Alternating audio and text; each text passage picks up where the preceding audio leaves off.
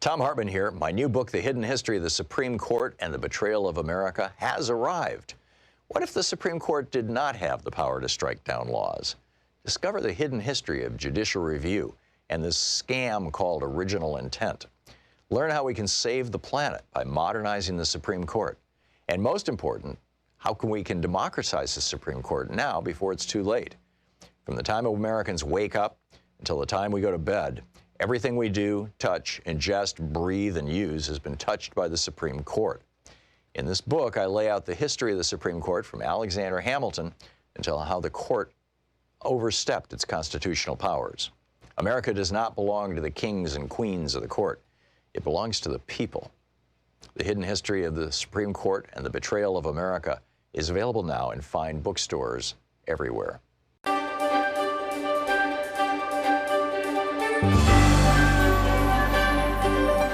Our book for today on the Thom Hartmann Book Club is Kingdom of Lies, Unnerving Adventures in the World of Cybercrime by Kate Fazzini. This is from the preface. It didn't take me long in my career as a cybersecurity executive to figure out everyone was lying to me.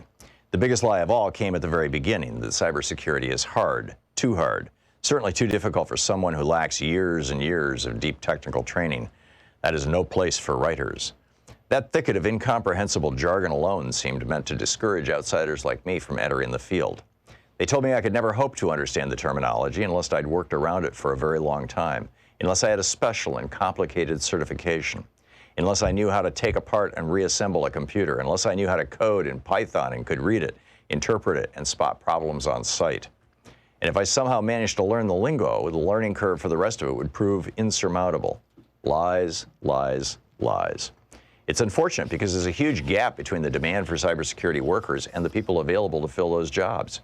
I think one of the reasons for that is because people can't imagine themselves doing this kind of work. Can you use a smartphone, make a PowerPoint, think on your feet, ever organize a night out to the movies with your friends that went well and nobody crashed their car to or from the event?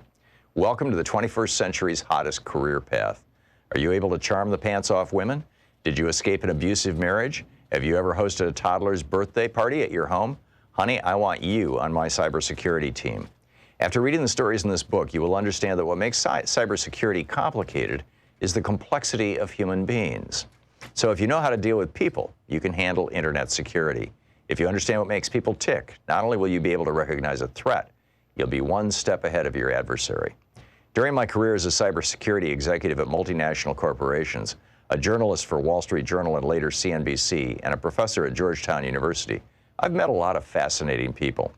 From the hackers who perpetrate malicious attacks to the security professionals who try to prevent these incidents from happening, and the alphabet soup of government agencies that do damage control. At the end of the day, they're all fathers, sons, mothers, sisters, and spouses. In other words, people just like us. Yes, the white hats cross paths with black hats and change alliances more frequently than you might expect, but they're driven by the same desires as the rest of us, even if sometimes it feels as if everyone in cybersecurity is allergic to the truth. As a professional, I was told a great many lies about the field I have grown to love so much.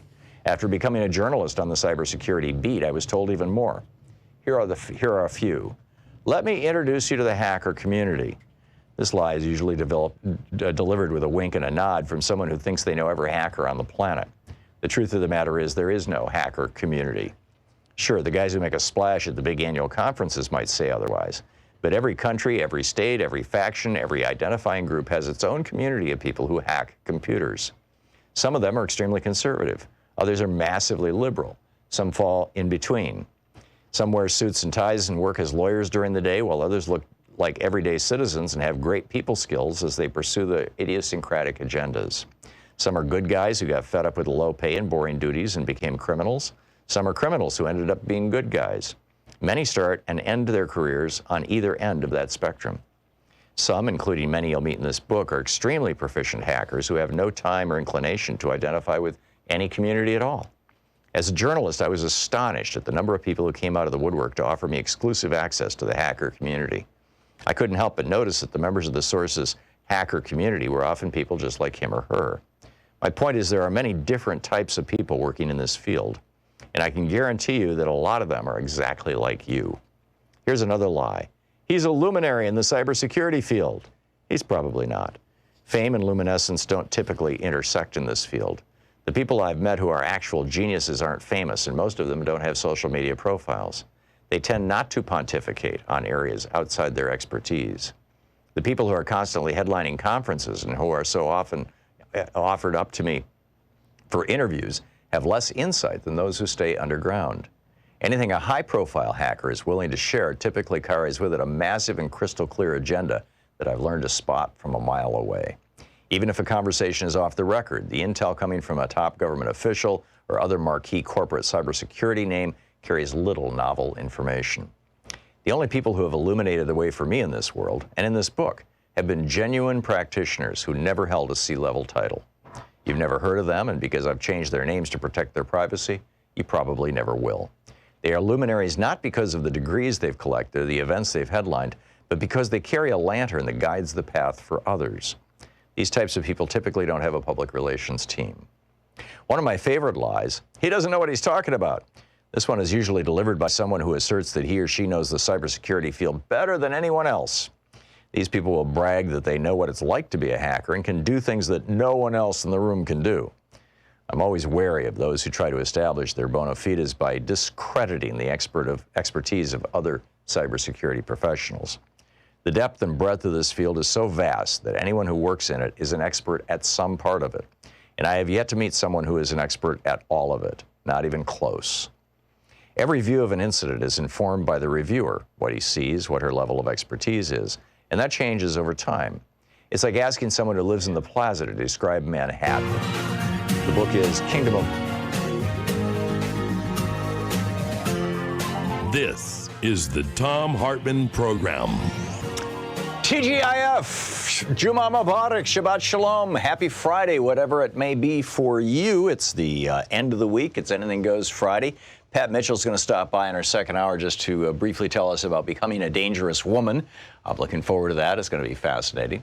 But beyond that, I've got a few news stories for you, some things I want to share. It looks like, but you know, the lines are open, 202-808-9925, whatever's on your mind. This is the time and place to share it. It's on Fridays. It's increasingly looking like Donald Trump is getting ready to basically throw everybody under the bus, that his defense against impeachment may well be that Mike Pompeo and Mick Mulvaney and Bill Barr have not served him well, or at the very least, Gordon Sunderland, is it Sunderland? Is that the right name? Sunderland? You know, the millionaire guy, hotel guy from Portland. And you know, he's basic, and he's saying, oh, I didn't hear any testimony, that's a problem. He just thinks he can lie and BS his way through this whole thing. And, you know, he may be right. We'll find out. But when these guys start realizing that he's going to throw them to the wind, it raises the question. And I'm wondering what you think about this. Do you think that they're going to abandon him? I mean, I figured that if you look at all the people who've been so badly abused by Donald Trump, Jeff Sessions has got to be at the top of that list. I mean, Trump has called him a weasel and a weenie and all. I mean, well, actually, I'm not sure about those exact words, but in effect, he's called him all these things. You know, he's even commented on how short he is. Just 2 days ago, he said something, you know, not quite a slur, but you know, discounting Jeff Sessions. And you know, a month or so ago, he said if Jeff Sessions was to run for the Senate again, that he'd move to Alabama and campaign against him. And yet Jeff Sessions just released this video yesterday afternoon that was the saddest, most tragic, most pathetic thing I have ever in my life seen. I really love working for Donald Trump. I did my very best. He's a good man. He's a wonderful president. We all love Donald Trump. Right. I mean, maybe it'll fly in Alabama. Maybe it'll work. But I have a feeling they're gonna have a hard time making it work when Trump himself is not on the same page. I mean, this is obviously an attempt to get Trump to notice him and suck up to Trump. Frankly, he'd be better off doing it by going on one of the Fox shows that Trump watches every day, going on Hannity or going on Fox and Friends, because Trump gets most of his information, not from the CIA or the NSA or Defense Intelligence. He gets most of his or even, the newspapers. He gets most of his information from Fox News, and the print information he gets from Breitbart. I mean, that's pretty much it. He lives in a little tiny bubble that he shares with probably 20, 30 million people. And, that's the only way to reach him. I don't think putting something on YouTube is going to get to him, Jeff. So you might want to reconsider. Meanwhile, yesterday, Trump admitted to another crime, another fraud. And what's fascinating to me is I saw the coverage of this last night I saw it yesterday afternoon on CNN. I saw it last night on MSNBC. I heard it, a mention of it this morning on MSNBC and on CNN. You can tell I bounce around a lot. Basically, whenever somebody puts a Republican on, I go to the.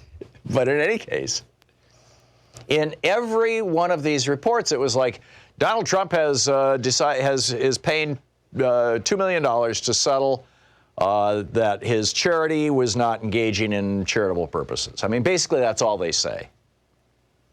And I've told you before. I think I'm a big fan of the BBC podcast, the global nightly news podcast, NBC News or BBC Global Podcast. I think is the name of it.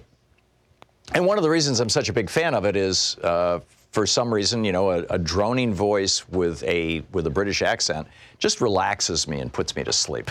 So I fall asleep to the BBC podcast every single night. I literally do. It's become like an anchor for me to sleep. And typically, I make about halfway through the podcast.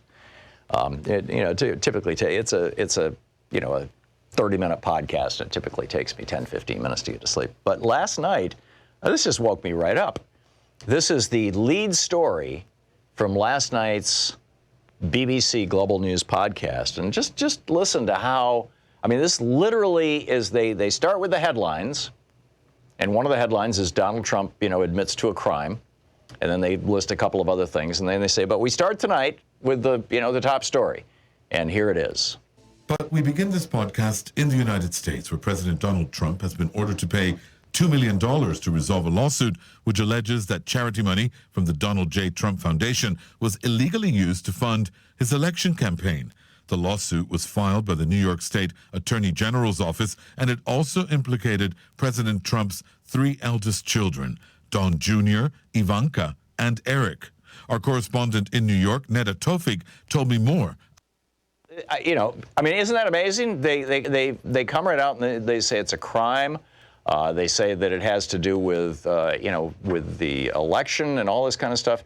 And she recaps it and says, this is, particularly given that he's leading into this impeachment inquiry, this is particularly problematic for him. On an impeachment and charges that he abused power and tried to pressure Ukraine to investigate his political rival. So here in this case, you have that he broke New York charity laws in order to further his political ambition. So this looks really bad for the president, particularly at this time.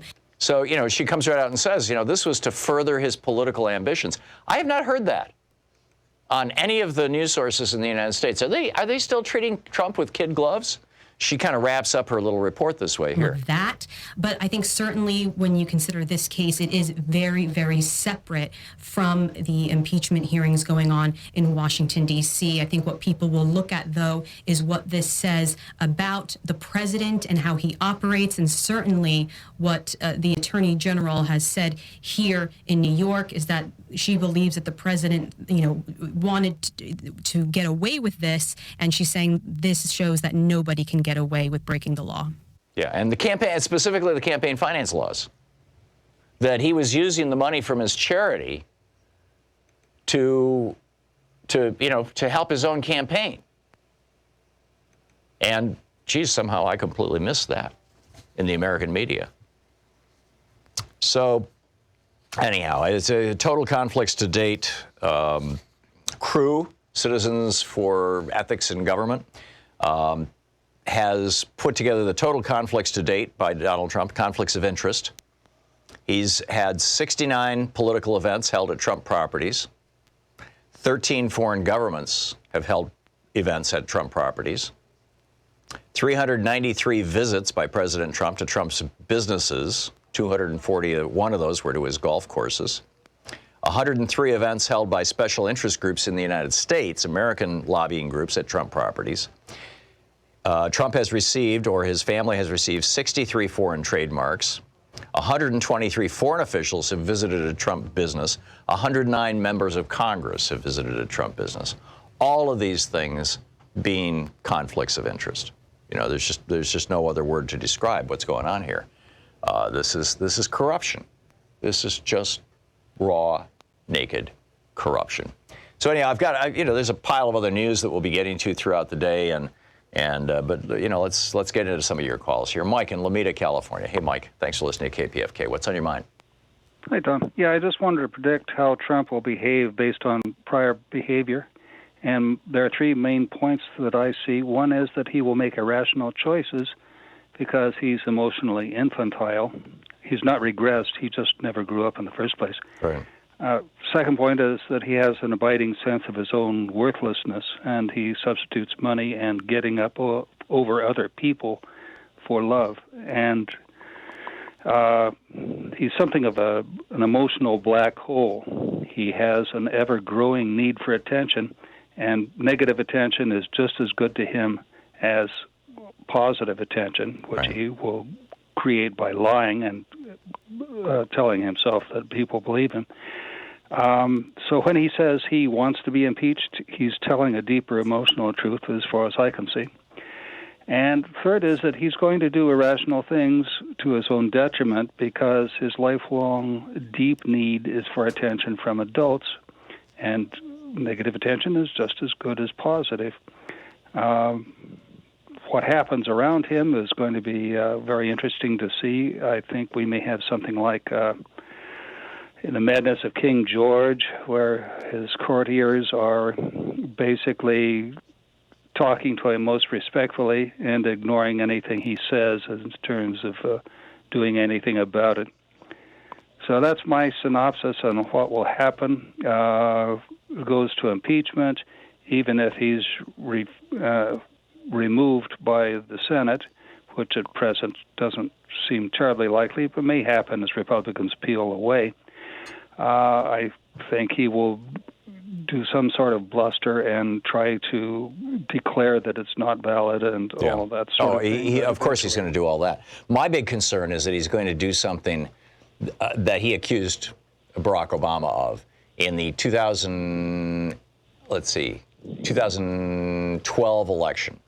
He tweeted before the election, in the months back in September, October, as I recall, of 2012, several times that any minute now, Barack Obama is going to start a war with Iran so that he can go into the election as a war president, and war presidents always get reelected. And so obviously Trump has been thinking that way for at least a decade, and probably much, much longer. I mean, this is an old trick, right? It's what Richard Nixon did to get his second term. George Herbert Walker Bush tried to do this with his invasion of Iraq. As his son pointed out to his biographer, his dad made the mistake of not still being at war when people went to the polls, and so Bill Clinton became president. This is something that Republican presidents seem to like to do. You know, George W. Bush did that for the 2004 election. And so that's my biggest concern, that he declares a war someplace and it doesn't turn out to be a little or a regional war. It turns into a World War III kind of scenario. And Iran, I think, could certainly do that. So we'll see. But Mike, that's my thoughts on that. And thanks a lot for the call. We're going to take a break here. We'll be back with more of your calls on Anything Goes Friday. It's 18 minutes past the hour on the Thom Hartmann Program. Your media support group for We the People, the place where we're fair and only slightly unbalanced. Anything Goes Friday. Stick around. We'll be right back.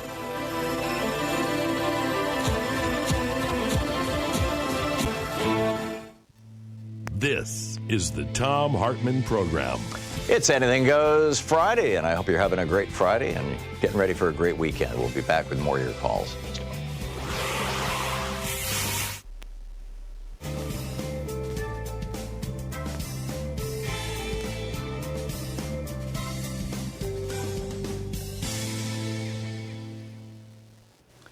And welcome back.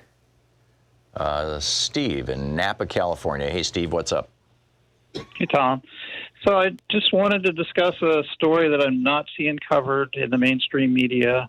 I'm not sure if you've dealt with it on your program, but basically with Zelensky's election in the Ukraine, he seems to have run that campaign to some degree on a peace process in the eastern Ukraine to pull back some of the troops. And I don't really have exact source for where I've heard some of this. Ann Garrison, who writes for Consortium News, sometimes I've gotten some of this from her, but that basically was part of what he ran on and won rather convincingly on. So it seems like there's some desire with the Ukrainian people to have peace. And it's these two eastern provinces where most of the war, Donbass and I forget the name of the other one, and you're probably familiar with them. And the peace process is being brokered by France, Germany, Russia, and the Ukraine, as far as I understand. The U.S. is not involved, but the U.S. is pushing for the Javelin missiles to be put in there, and that seems to be sort of holding up the process to some degree because, there's a balance between the Hawks and, what's your point, Steve? and Russia. The point is it's not being covered. Oh, I see. And it's a big deal. Yeah. Yeah. Yeah, I can't speak to it, Steve, because your level of information on this is much greater than mine. But thanks for the heads up. I'll keep my eye out and see what I can find out. John in Oklahoma. Hey, John, what's on your mind today? Oh, Tom, I'm trying to find out some information about the original Citizens United were turning campaign finance over to the corporations. My recollection is that the U.S. Supreme Court advised the plaintiffs as how they wanted this pled before it was pled, and then they ruled accordingly. Am I all wet on that? Citizens United? Yes. Yeah. Well, yes. That's essentially what happened. It was a relatively small and narrow lawsuit.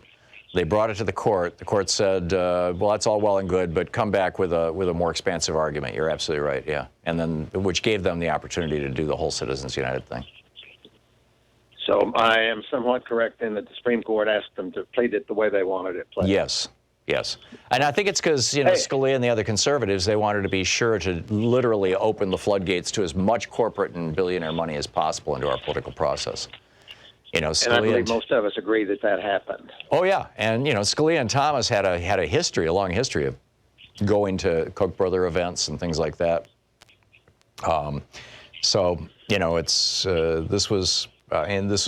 Citizens United was a big sloppy wet kiss to the Koch brothers and the other billionaires who want to control our politics. And it's interesting. I've noticed over the last few days that Koch Industries has been advertising in the Axios newsletter, which has some pretty high-level readership. And they're like the wisdom of Charles Koch, and it's business stuff. It's not political stuff. It's all business stuff.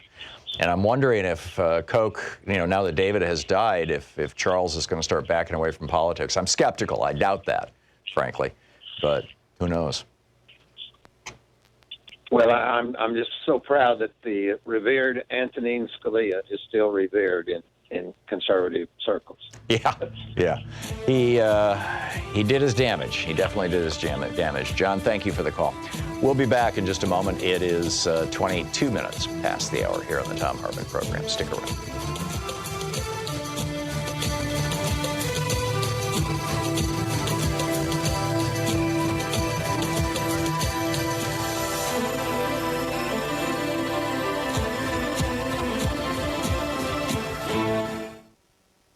Thom Hartmann here. My new book, The Hidden History of the Supreme Court and the Betrayal of America, has arrived. What if the Supreme Court did not have the power to strike down laws? Discover the hidden history of judicial review and this scam called original intent. Learn how we can save the planet by modernizing the Supreme Court. And most important, how can we democratize the Supreme Court now before it's too late. From the time Americans wake up until the time we go to bed, everything we do, touch, ingest, breathe, and use has been touched by the Supreme Court. In this book, I lay out the history of the Supreme Court from Alexander Hamilton until how the court overstepped its constitutional powers. America does not belong to the kings and queens of the court. It belongs to the people. The hidden history of the Supreme Court and the betrayal of America is available now in fine bookstores everywhere.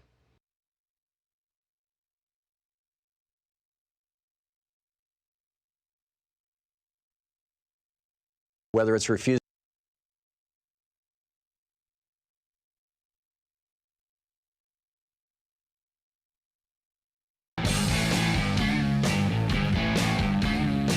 It is Anything Goes Friday here on the Thom Hartmann Program. And Paul in Lucerne, California. Hey, Paul, what's on your mind today? Hey, Tom. Thanks to you, I became a precinct committee member. Hey, good on you, Paul. And we call it Central Committee here in California. Mm-hmm. But I was at the annual legislative barbecue, and I was cooking chicken and stuff. And I got in there, and we only had 2 cooks, so I was really tired. Normally I would film it. But my Congressman John Garamendi, my representative, was the keynote speaker, and he floored the whole room. We were asking questions about nuclear weapons in Turkey. A couple people in the committee that was their specialty in the military. That was also my specialty in the military. Mm-hmm. So we know a little bit more about it. And he straight up said that Erdogan is holding our nuclear weapons and our personnel hostage. Seriously? A congressman? Yeah, I'm not kidding. Congressman The congressman said this. Wow. Garamendi, John Garamendi.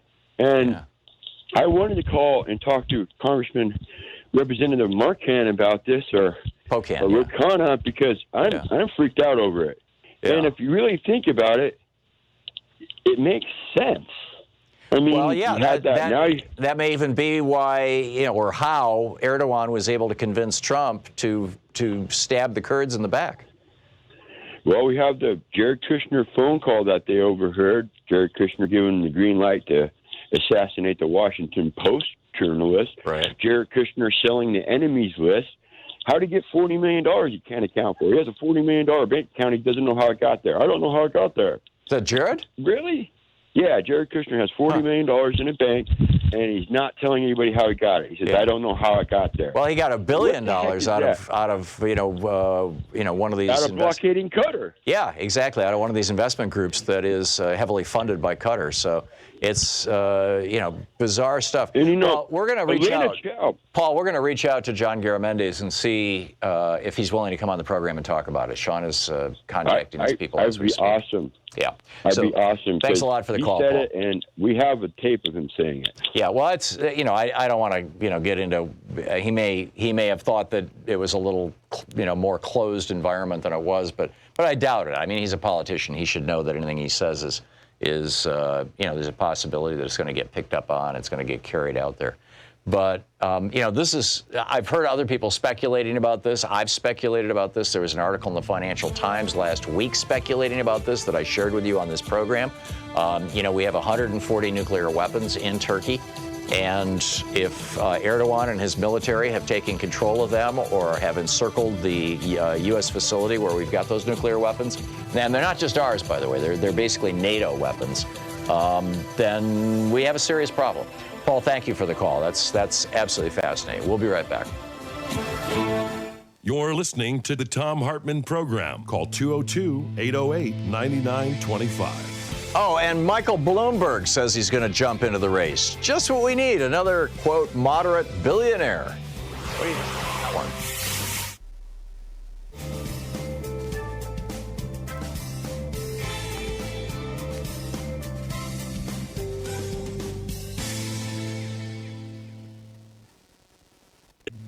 This is the Thom Hartmann Program.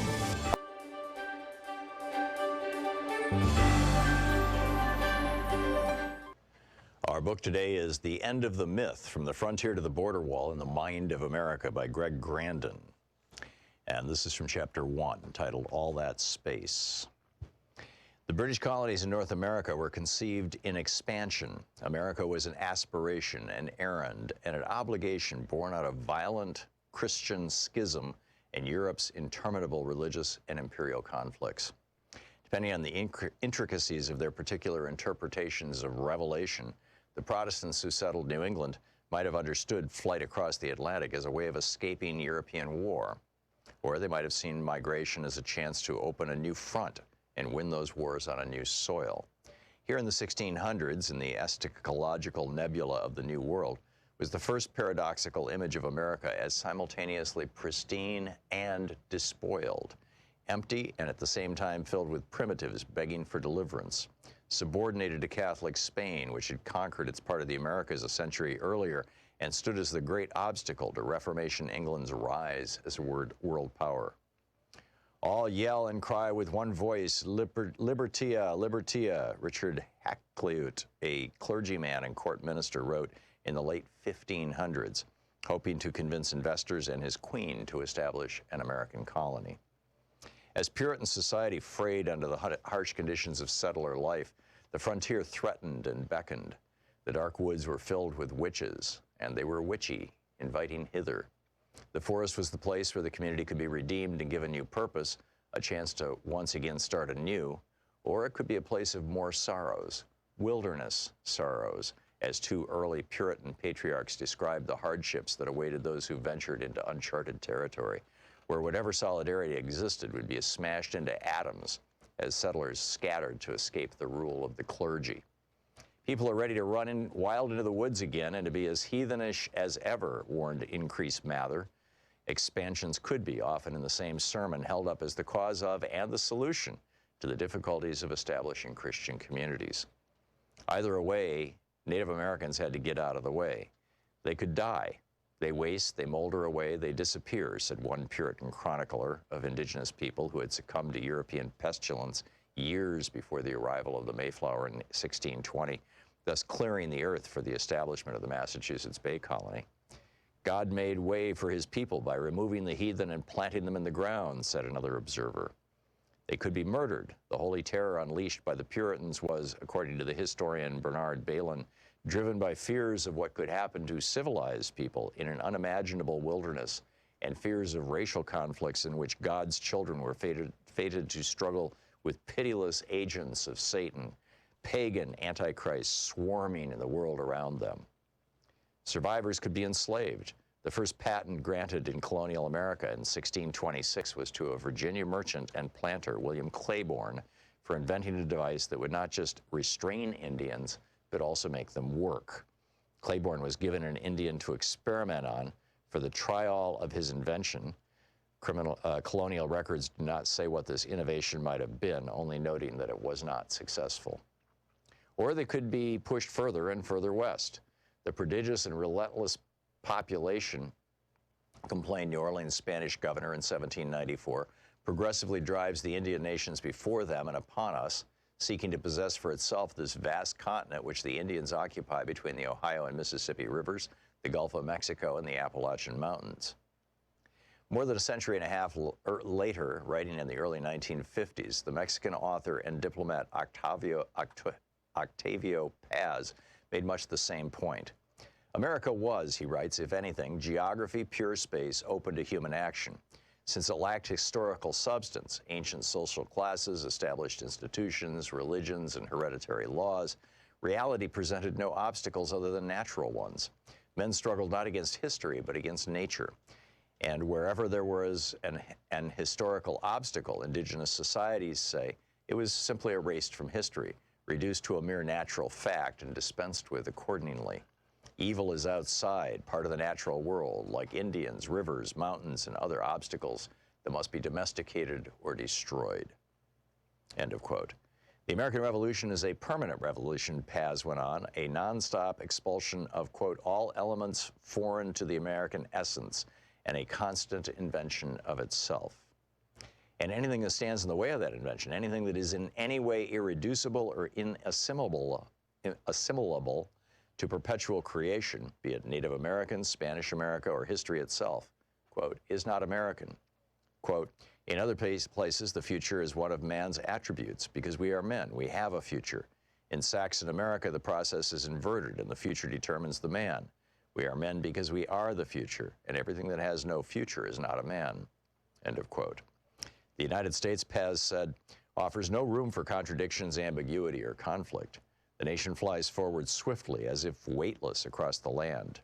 Trying to stop North Americans moving west, Stephen Austin, the founder of Texas, said over a century earlier, was like trying to stop the Mississippi with a dam of straw. The drive west waxed and waned and burst forward with great passion during key moments. The book, The Edge of the Myth, by Greg Grandin.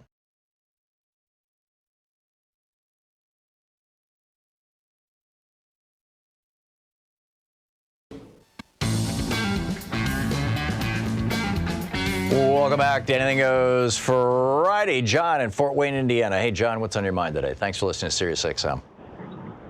Thanks, Tom. Thanks for taking my call.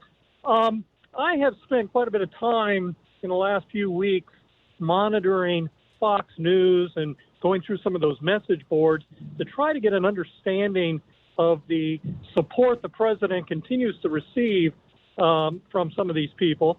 And I find that it largely revolves around statements made by Sean Hannity and the like.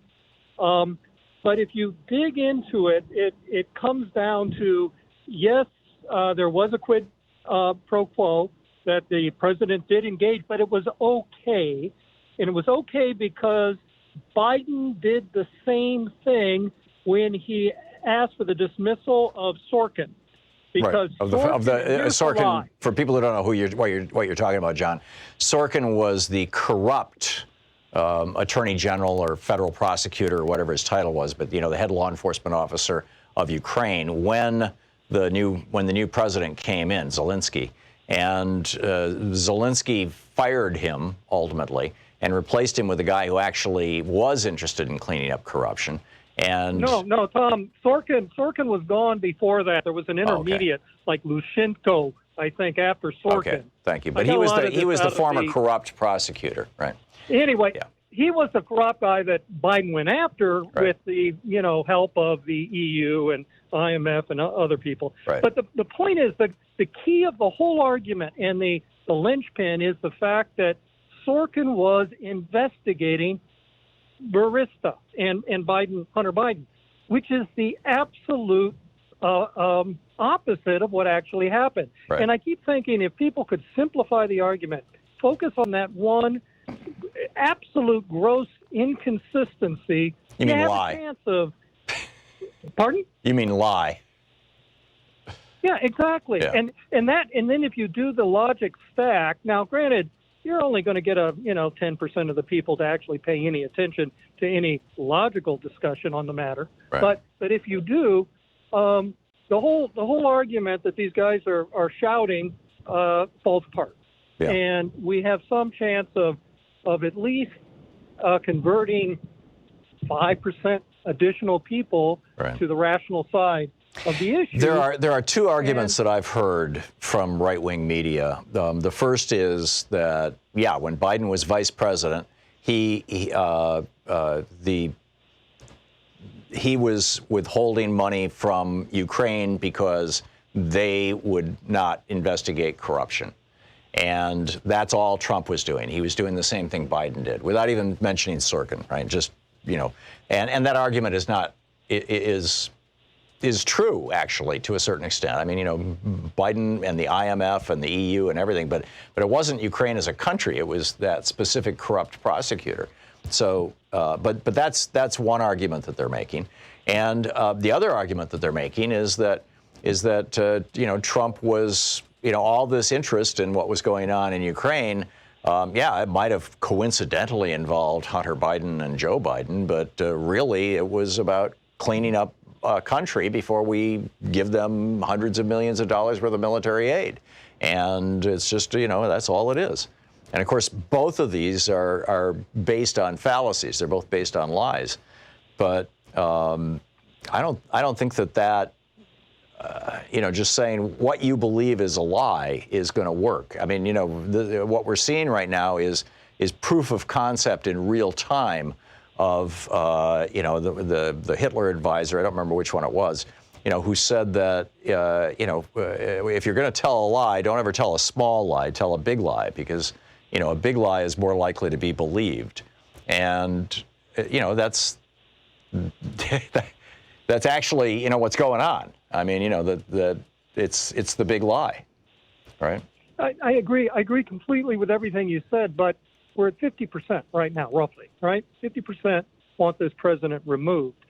I think if we could push those numbers to 55, 57, 58, Senator McConnell in Kentucky is going to become nervous. And then we have a chance of applying the necessary pressure to get senators for chance to make a logical and fair decision, as opposed to strictly a partisan, politically driven decision concerning removal. So I think it's kind of a battle of incrementalism. If we could only push it a little bit further downfield, we have a chance. As it is now, I think we've got very little chance of removal. I think it bodes well for the 2020 election. I think the Senate will flip, but I don't think we'll see removal. Doggone it, I really want removal. Yeah, I think we all do, and that's the thing. It's this whole big lie. I mean, this is just. I'm looking for this FDR clip of FDR talking about the big lie, and I'm not easily finding it, so I guess I'll just stop.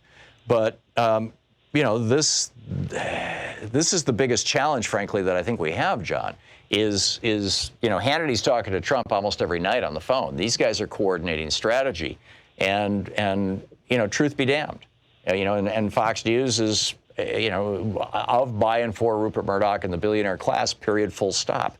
And they don't believe in democracy. These guys. They don't believe in small d democracy. They don't believe in a social safety net. Even I mean, it's of, by, and for the billionaires, and I'm just not. I'm not all that hopeful that people who've been conditioned by them can be more conditioned. I am hopeful, though, that the impeachment hearings will bring a lot of this out in the public square. We'll find out. John, thanks for the call. Brad in Oak Grove, Illinois. Hey, Brad, what's up? Yes, thanks for taking my call. Sure. This is my question. The primaries all have deadlines, especially the Republican senatorial primaries next year for entering candidates. If the impeachment inquiry or the trial runs up against those deadlines, is there a potential for those Republican senators not to have to fear retribution from Trump by being primaried? And is that a legitimate tactic for the Democrats to explore to have the potential to change Republican minds in the Senate? Yeah. And I'll take my answer off air. Sure. Thanks a lot, Brad. I appreciate the call. I've talked about this in the past on the program. Perhaps you didn't catch it. I am of the opinion, and I might be wrong on this, but I kind of doubt it. I'm of the opinion that if the impeachment vote, or if the removal vote in the Senate happens after most of the Republican primaries have happened, which would put it fairly late into the spring. I mean, the Republican primaries are running from, as I recall, from February through May, depending on the states. Different states have different times for their different primaries. But if the vote happens after the primaries, then you're going to have a bunch of senators who no longer fear Donald Trump because they no longer fear a primary opponent, and they're from states where they're pretty sure that they're going to get reelected. If it happens before the primaries, I think it's going to be a little more problematic. Sean, I've got the FDR clip on the 360. Can you pop that up? Tell me when you're ready. We're ready? Okay, here's FDR talking about this stuff. Remember, a number of years ago, there was a book, Mein Kampf, written by Hitler himself. The technique was all set out in Hitler's book, and it was copied by the aggressors of Italy and Japan. According to that technique, you should never use a small falsehood, always a big one. for its very fantastic nature, would make it more credible. If only you keep repeating it over and over and over again. There you go. I mean, you know, and it's Franklin Roosevelt, you know, the president of the United States, pointing out the strategy. And now for the first time, well, I'd say maybe the second time since Richard Nixon, but Nixon wasn't telling lies about everything. You know, he was just basically, you know, covering up a few things with his lies. But now we've got a president that literally lies about everything. You know, 15,000 lies, 13,000 lies, whatever it is. Some mind-breaking number of lies. I noticed some of the networks are no longer even playing his little riffs to the press in the morning because it's just like more lies that you have to deal with. So anyway, Jules in Whittier listening on KPFK. Hey, Jules, what's up? I love your show. I love what you're doing. Thank you. On the point that you just made about lying constantly, well, we know this man, you know, he's dishonest. We know this. And it reminds me of the tiger in the jungle who has stripes, who doesn't change his stripes all of a sudden, you know. So we just look at the record like FDR said. And, oh, by the way, on your quote from FDR, Mussolini was Hitler's mentor. You know, I guess you know that. But he was older, and he taught him about fascism from the get-go. Mm-hmm. But the other point I wanted to make is Al Capone went to jail on tax evasion, so maybe we could impeach him on tax evasion because Al Capone was an all-out killer. And the other thing is that the Lindbergh Law was interesting in the movie The Onion Field. Do you recall? I didn't see the movie. Are you talking about Charles Lindbergh's his baby being taken, or are you talking about his support for the Nazis? James Wood was a hardcore criminal like Trump, and he shot a police officer after telling the police officer, "Oh, do you remember the Lindbergh Law? If someone gets the law says if someone gets kidnapped and injured, then they become subject to the death penalty." But all of these kids, every single one of these kids that he's ripped from their parents, you know, that is a kidnapping, and that is a Lindbergh Law because he's damaged them. Now, well, and a federal judge yesterday ruled that the government has to provide psychological counseling to them because of the damage, the depth of the damage that has been done to these children already. Trump doesn't know what he's doing. He's got all these people around him, like Ivanka. When she, you know, saw what was going on with the children, she ordered her husband somehow to stop the kidnappings. But all I'm saying is that this man is like the King Midas, who touches everything and turns to feces. You know what I mean? Yes. And anyway, that's I think it was Rick Wilson who wrote that book, Everything Trump Touches Dies? I'm pretty sure it was one of the Republican consultants. But yeah, good points all. It's 46 minutes past the hour. You're listening to Thom Hartmann. Visit ThomHartmann.com for audio and video archives. Speaking the truth to multinational corporations, which really didn't know all about. We'll be right back with more of your calls on Anything Goes Friday.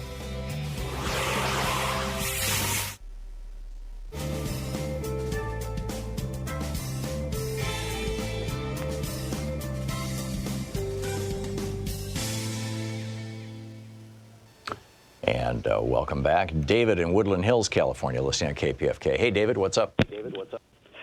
I'd like to talk about how we are badly losing the messaging, and I use as my example this month's Rolling Stone Readers Poll, where they asked which of these issues is the most important to you going into the 2020 election. Now, Rolling Stone readers, I think, are fairly progressive. They get great articles every month.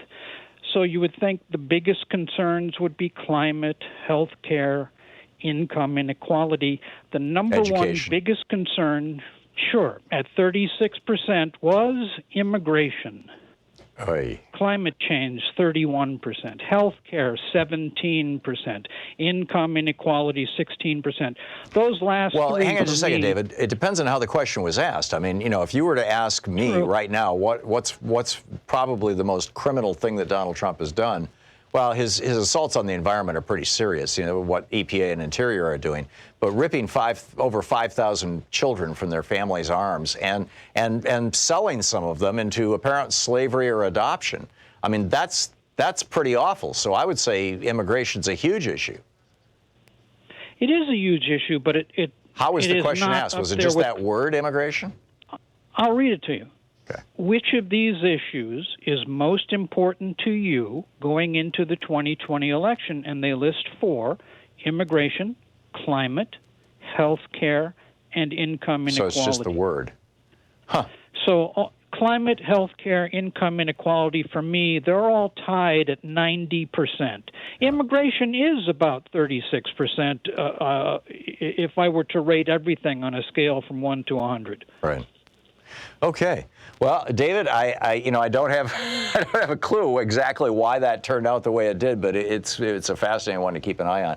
And immigration is an issue that often cuts across political fault lines, as it were. David, thanks for sharing that. Grant, in Everett, Washington, on KBCS. Hey, Grant, what's up? I think the environment, land, and our natural resources. I'm sorry, can you speak up? I think that land and our environment's the most important issue, but that's not what I called about. Okay. What I called about was to keep in everyone's consciousness and memory. Last year at this time, California had its most devastating wildfire in Paradise, California, and the surrounding neighborhoods. Lost over 150,000 acres, 18,000 homes, and most sadly, 85 lives. Right. So I was just calling to say that, I think, our environment. Today is the anniversary, the one-year anniversary of the Camp Fire. Yes. Yeah. And that's not to negate the Hollywood Hills fire or the Carr fire before that. Or No, I mean, anything the simple reality is this is season. the new normal for California. And so if you're looking at this as the new normal, and if it holds, I mean, if this 5-year drought is actually, just a shift as a consequence of global climate change, I mean, you wouldn't say that, the Mojave Desert is in a drought. It's a desert, right? That's its normal state. And I think increasingly Californians are, and other parts of the country as well, where climate change is happening. In the Midwest, it's flooding, and on the West Coast, it's drought. Are going to have to acknowledge this is our normal, and we've got to figure out a way to make it through. Grant, thank you for the call. But it is an anniversary worth noting. We'll be right back.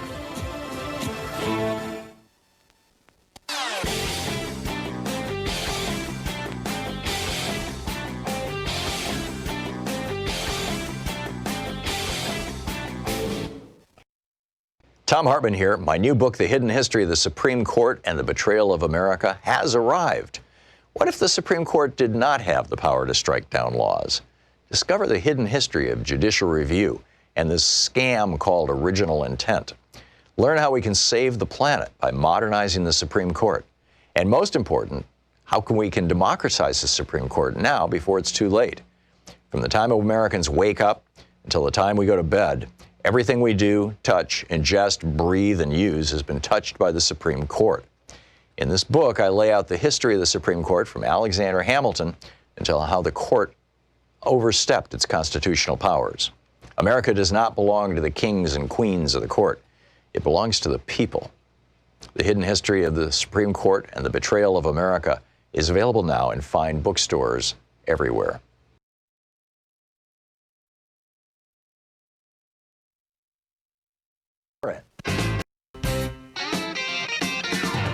Welcome back. Thom Hartmann here with you. It's Anything Goes Friday. And Tommy in Leonardtown, Maryland. Hey, Tommy, what's on your mind today? Yeah, I'd like to talk to you about hurricanes in the ocean and a theory of how to slow them up. Share it with me. I don't know about a theory of how to slow down storms. Well, if you could bring the cold water up from the bottom of the ocean as they pass, would it not calm them down? It would, yes. But the amount of energy it would take to pump, 1 billion gallons of seawater from 200 feet down up to the surface seems pretty massive. I don't know how you. Wait a minute. What's wrong with air agitation? Air agitation. You mean putting? I see what you're saying. Putting air bubbles in. Yeah, at we a do very, that. very low. We do that for frozen. Right. When I rivers. lived in a marina every winter, we called them ice eaters, and what they were basically was little pumps that pumped air down about 4 or 5 feet below the surface of the water, and it just continuously bubbled up, and those bubbles were bringing up, water that was actually warmer than the surface water, because this is when it was, during the polar vortexes and things, it was 10 degrees below zero outside, and yeah. When you consider how much it costs when these big storms hit and the damage they do, it'd probably be cheaper to go ahead and try to do something to calm them down. Yeah, the scale that would have to be done at would be mind-boggling. I don't know how disruptive it would be, but I'm guessing it'd be very disruptive to the ecosystems by rapidly altering the temperatures and blowing up the water layers that you've got that tend to be fairly stable. At certain depths, you have certain levels of temperature and density and salinity, and in each one of those layers, you've got animals and plants that have adapted to them as unique ecosystems. And so putting ice eaters, at a low depth across a large chunk of the ocean would really seriously disrupt that whole ecosystem. So, Tommy, I don't know. I'm skeptical, but, keep thinking. I mean, it's great to have this kind of creativity. Maybe it would work. I don't know. I just don't know. But anyhow, worth pondering. Morris in Long Beach, California. Hey, Morris, what's up?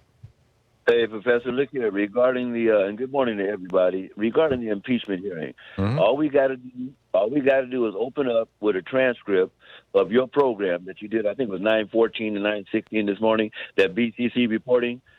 All the benefits that the president's getting using public funds for his golf courses and the trademarks his family's getting. Just go open up with that right there. And also let everybody know, lying, being a liar is not an impeachable offense unless you're a Democrat, okay? So lying is not... You're right, Morris.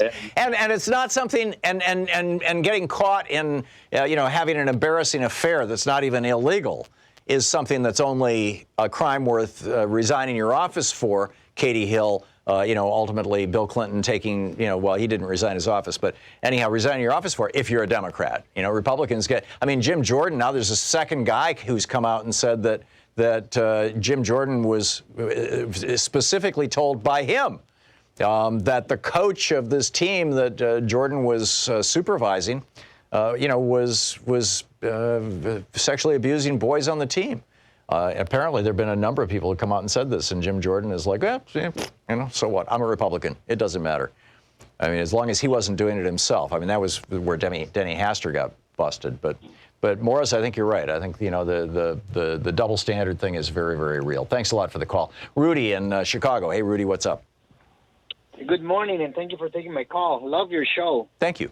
I wanted your opinion on here in Chicago, Schaumburg, Illinois, a Latino man, 22-year-old, drove his car into the Sears store and into the shopping mall. Now, he didn't kill anybody, and people that ran away, some of them got minor injuries. The thing is that he was charged with terrorism, and yet all these white kids have been shooting people purposely. I haven't heard that they've been charged with terrorism. No, when white people kill other people, it's mental illness. When brown people kill other people, it's terrorism, or zealotry, or a political agenda or whatever. And the thing is that the Latino family have been on the Spanish news station talking about how he switched medications, and that could have made him not be aware of what he was doing. Sure. And yet, with all of that, he's still charged with terrorism. Yeah. See, thank you, Rudy, for sharing that story. I remember seeing it in the media when it first came out. And I think that we really, really, really need to be looking at the overreaction that we made to 9/11.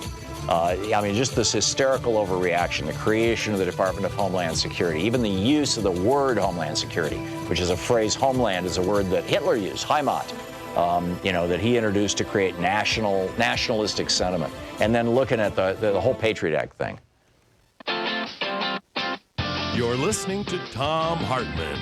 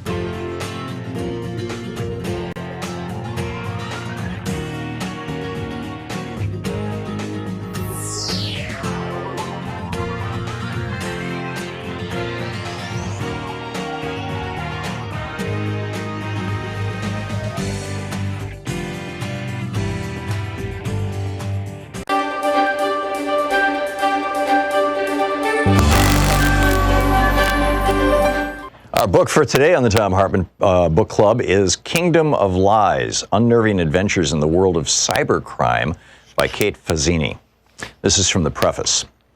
It didn't take me long in my career as a cybersecurity executive to figure out everyone was lying to me. The biggest lie of all came at the very beginning, that cybersecurity is hard, certainly too difficult for someone who lacks years and years of deep technical training. That is no place for writers. That thicket of incomprehensible jargon alone seemed meant to discourage outsiders like me from entering the field.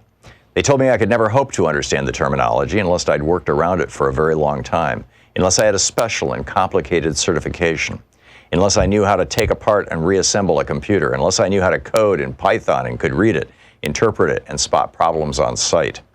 And if I somehow managed to learn the lingo, the learning curve for the rest of it would prove insurmountable. Lies, lies, lies. It's unfortunate because there's a huge gap between the demand for cybersecurity workers and the people available to fill those jobs.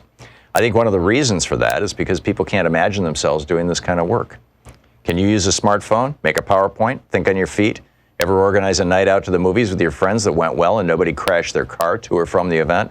Welcome to the 21st century's hottest career path. Are you able to charm the pants off women? Did you escape an abusive marriage? Have you ever hosted a toddler's birthday party at your home? Honey, I want you on my cybersecurity team.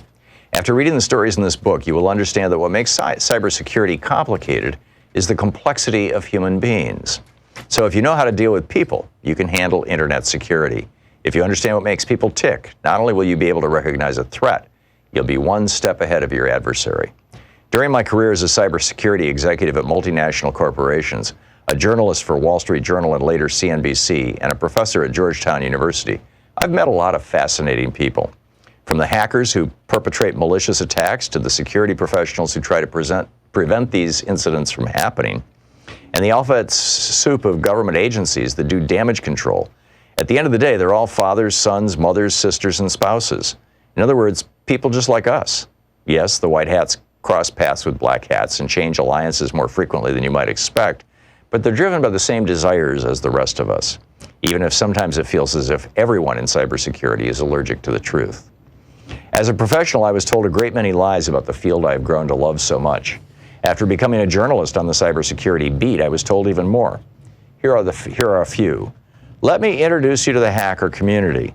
This lie is usually delivered with a wink and a nod from someone who thinks they know every hacker on the planet. The truth of the matter is there is no hacker community. Sure, the guys who make a splash at the big annual conferences might say otherwise, but every country, every state, every faction, every identifying group has its own community of people who hack computers. Some of them are extremely conservative. Others are massively liberal. Some fall in between. Some wear suits and ties and work as lawyers during the day, while others look like everyday citizens and have great people skills as they pursue the idiosyncratic agendas. Some are good guys who got fed up with the low pay and boring duties and became criminals. Some are criminals who ended up being good guys. Many start and end their careers on either end of that spectrum. Some, including many you'll meet in this book, are extremely proficient hackers who have no time or inclination to identify with any community at all. As a journalist, I was astonished at the number of people who came out of the woodwork to offer me exclusive access to the hacker community. I couldn't help but notice that the members of the source's hacker community were often people just like him or her. My point is there are many different types of people working in this field, and I can guarantee you that a lot of them are exactly like you. Here's another lie. He's a luminary in the cybersecurity field. He's probably not.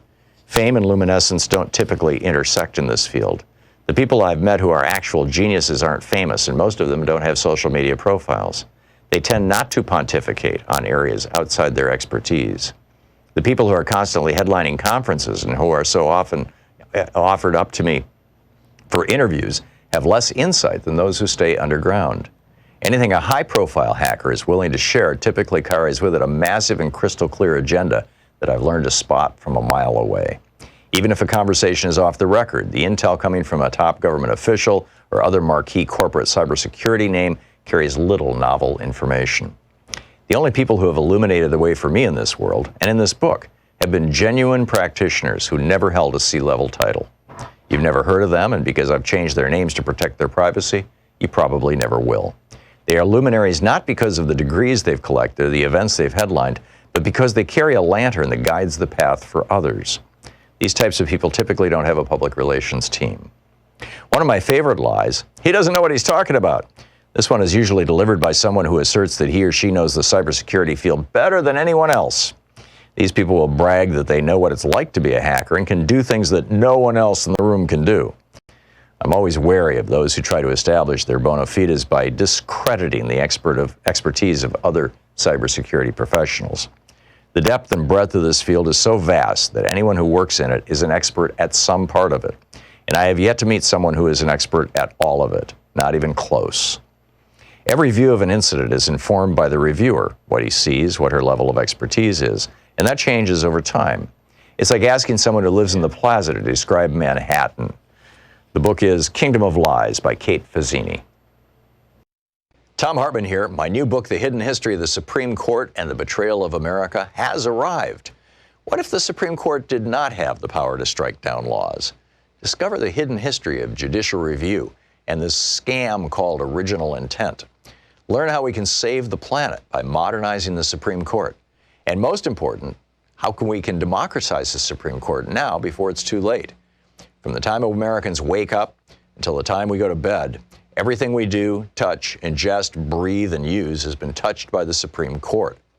In this book, I lay out the history of the Supreme Court from Alexander Hamilton until how the court overstepped its constitutional powers.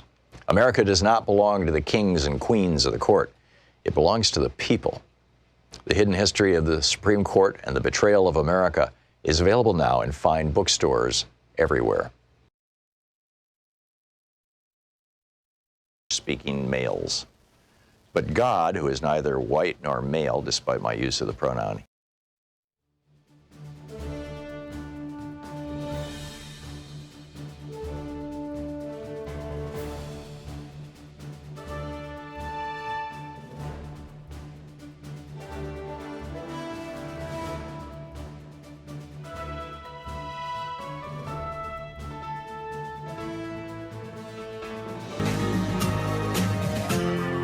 This is the Thom Hartmann Program.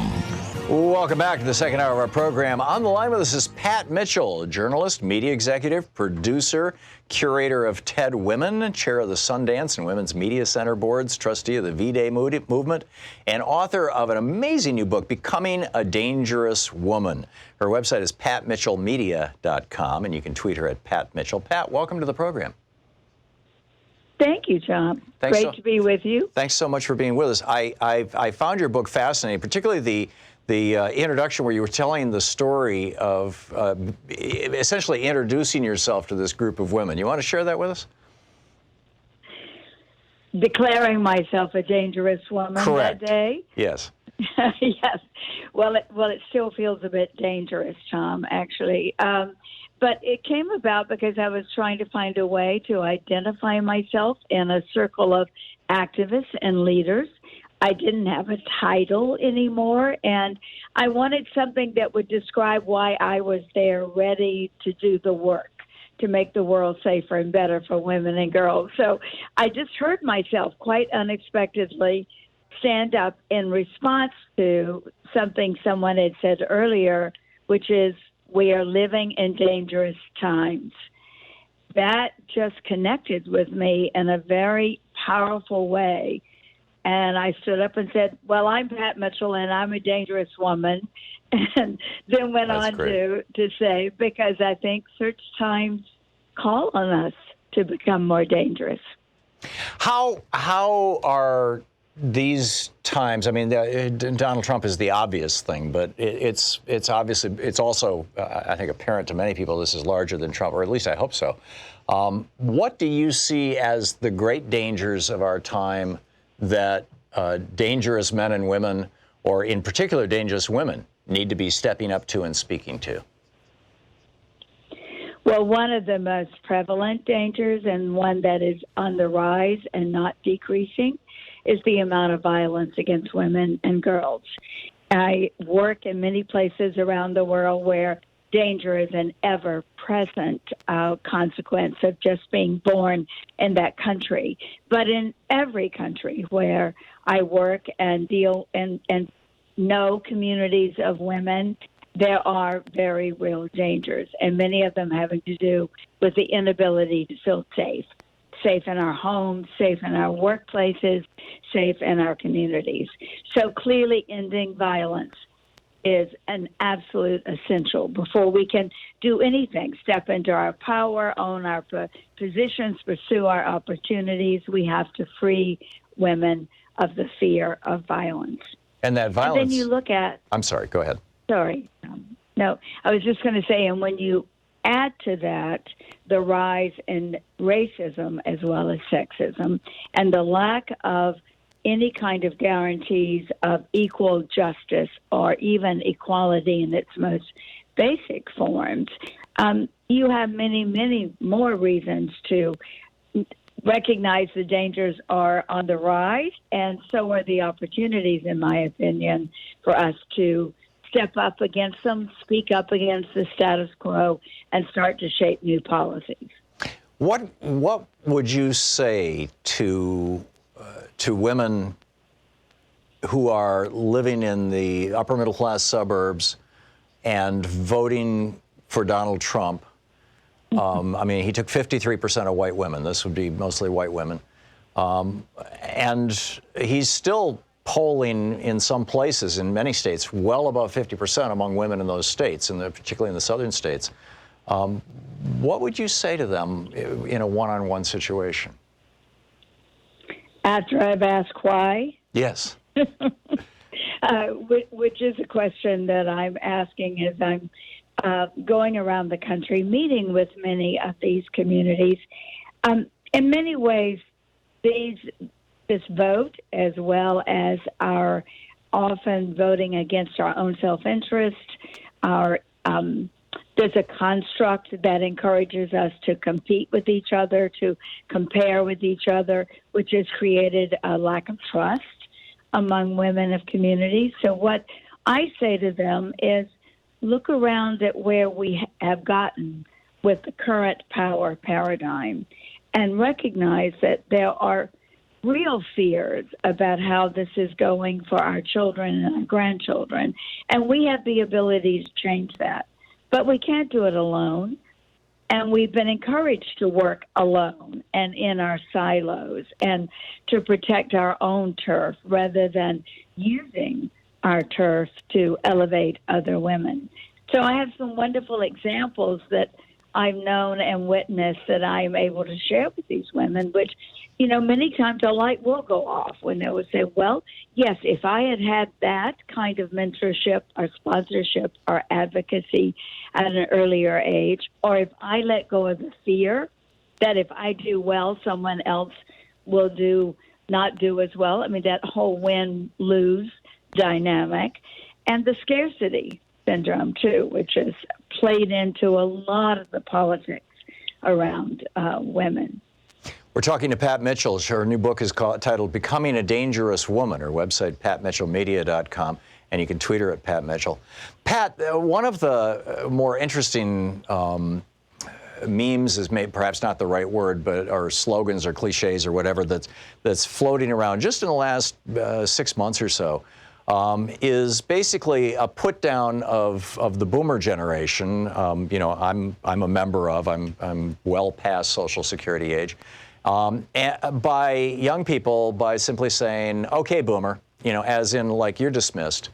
And the media seems to be playing this up a lot. I've seen several articles about it just in the last few days in the New York Times and the Financial Times and other places. And yet it seems to me, I mean, doing this radio show for these years, that many of the calls that I'm getting, many of the most active people who participate in this show are either people who are, over at least 55 or so, or in other words, close within my generational cohort. I'm 68, or they're people in their 20s. And there's like this kind of hole between maybe 30 and 55 where people, I think, are just so busy with their families and trying to make a living and the daily struggle that they're not so much engaged in politics. But this connection, I'm actually seeing a connection between boomers and millennials rather than conflict. And maybe I'm just missing something that's going on here.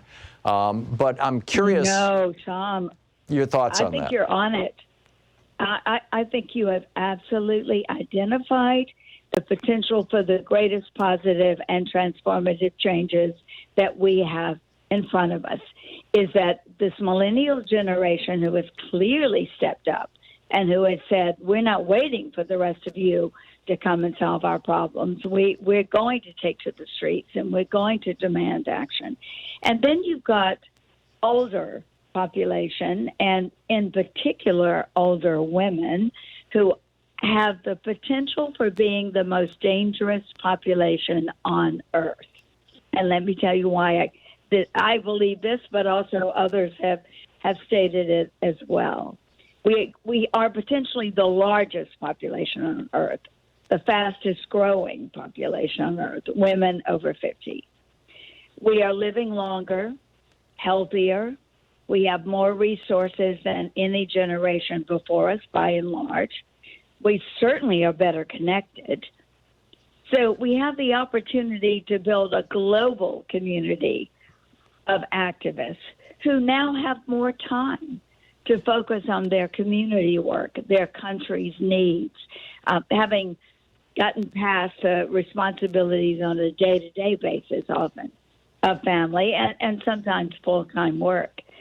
So certainly it took me all the way to age 75 to stand up and declare myself a dangerous woman. But certainly I've been involved and engaged in taking risks before that. But I am, in fact, ready to take more risk, ready to take on more challenges than ever before in my life. And, of course, add to that I am much, much more impatient about everything, especially the rollback on rights and freedoms that we're experiencing. Yes. I share your perspective and your impatience. Pat Mitchell, you've written a brilliant book, Becoming a Dangerous Woman, patmitchellmedia.com. You can find it in your local bookstore. You can tweet her at Pat Mitchell. Pat, thanks so much for dropping by today. Thank you, Tom. It's great talking with you. I appreciate it. Thank you very much. We'll be back. It's Anything Goes Friday. We'll continue our conversations. I've got a few more pieces of the news to share with you. And onward through the fog, as Will used to say. We'll be right back. This is the Thom Hartmann Program. Back with your calls on Anything Goes Friday in just a moment.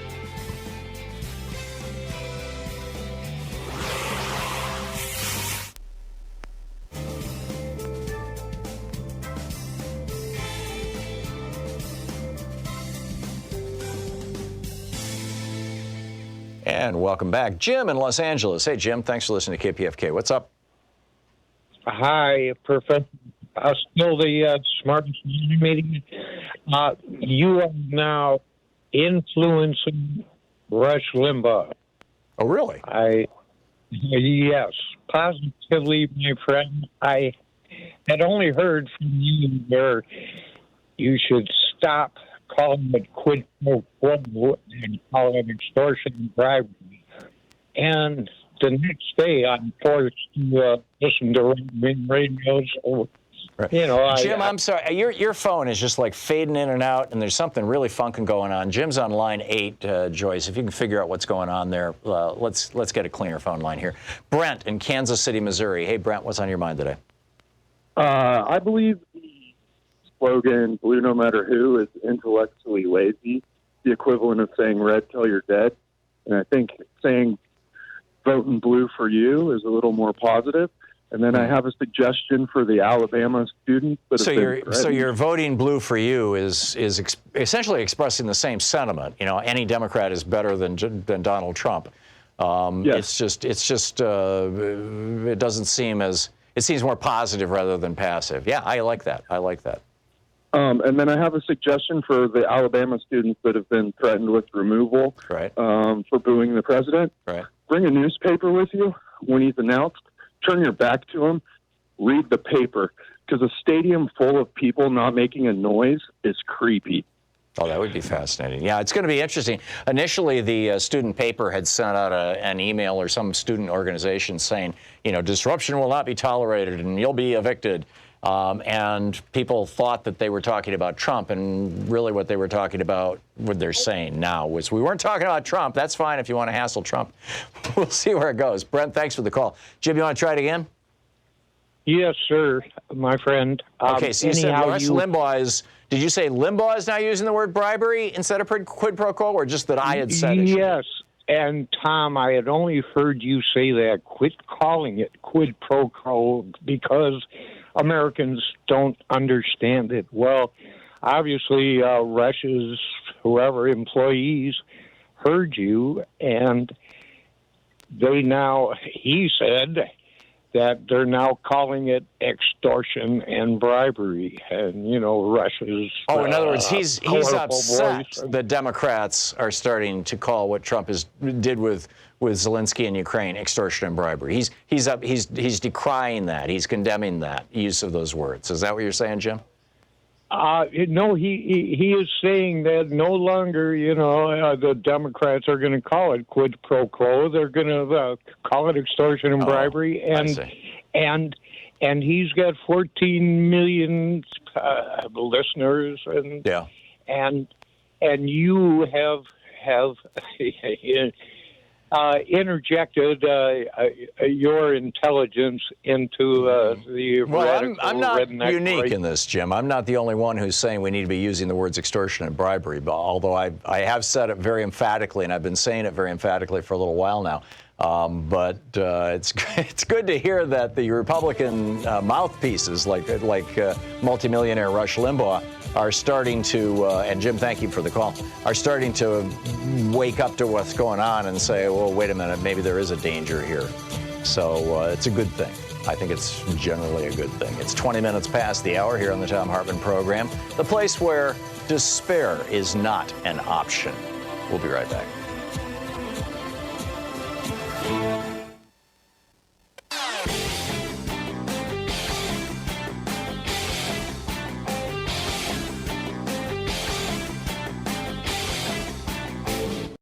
Thom Hartmann here. My new book, The Hidden History of the Supreme Court and the Betrayal of America, has arrived.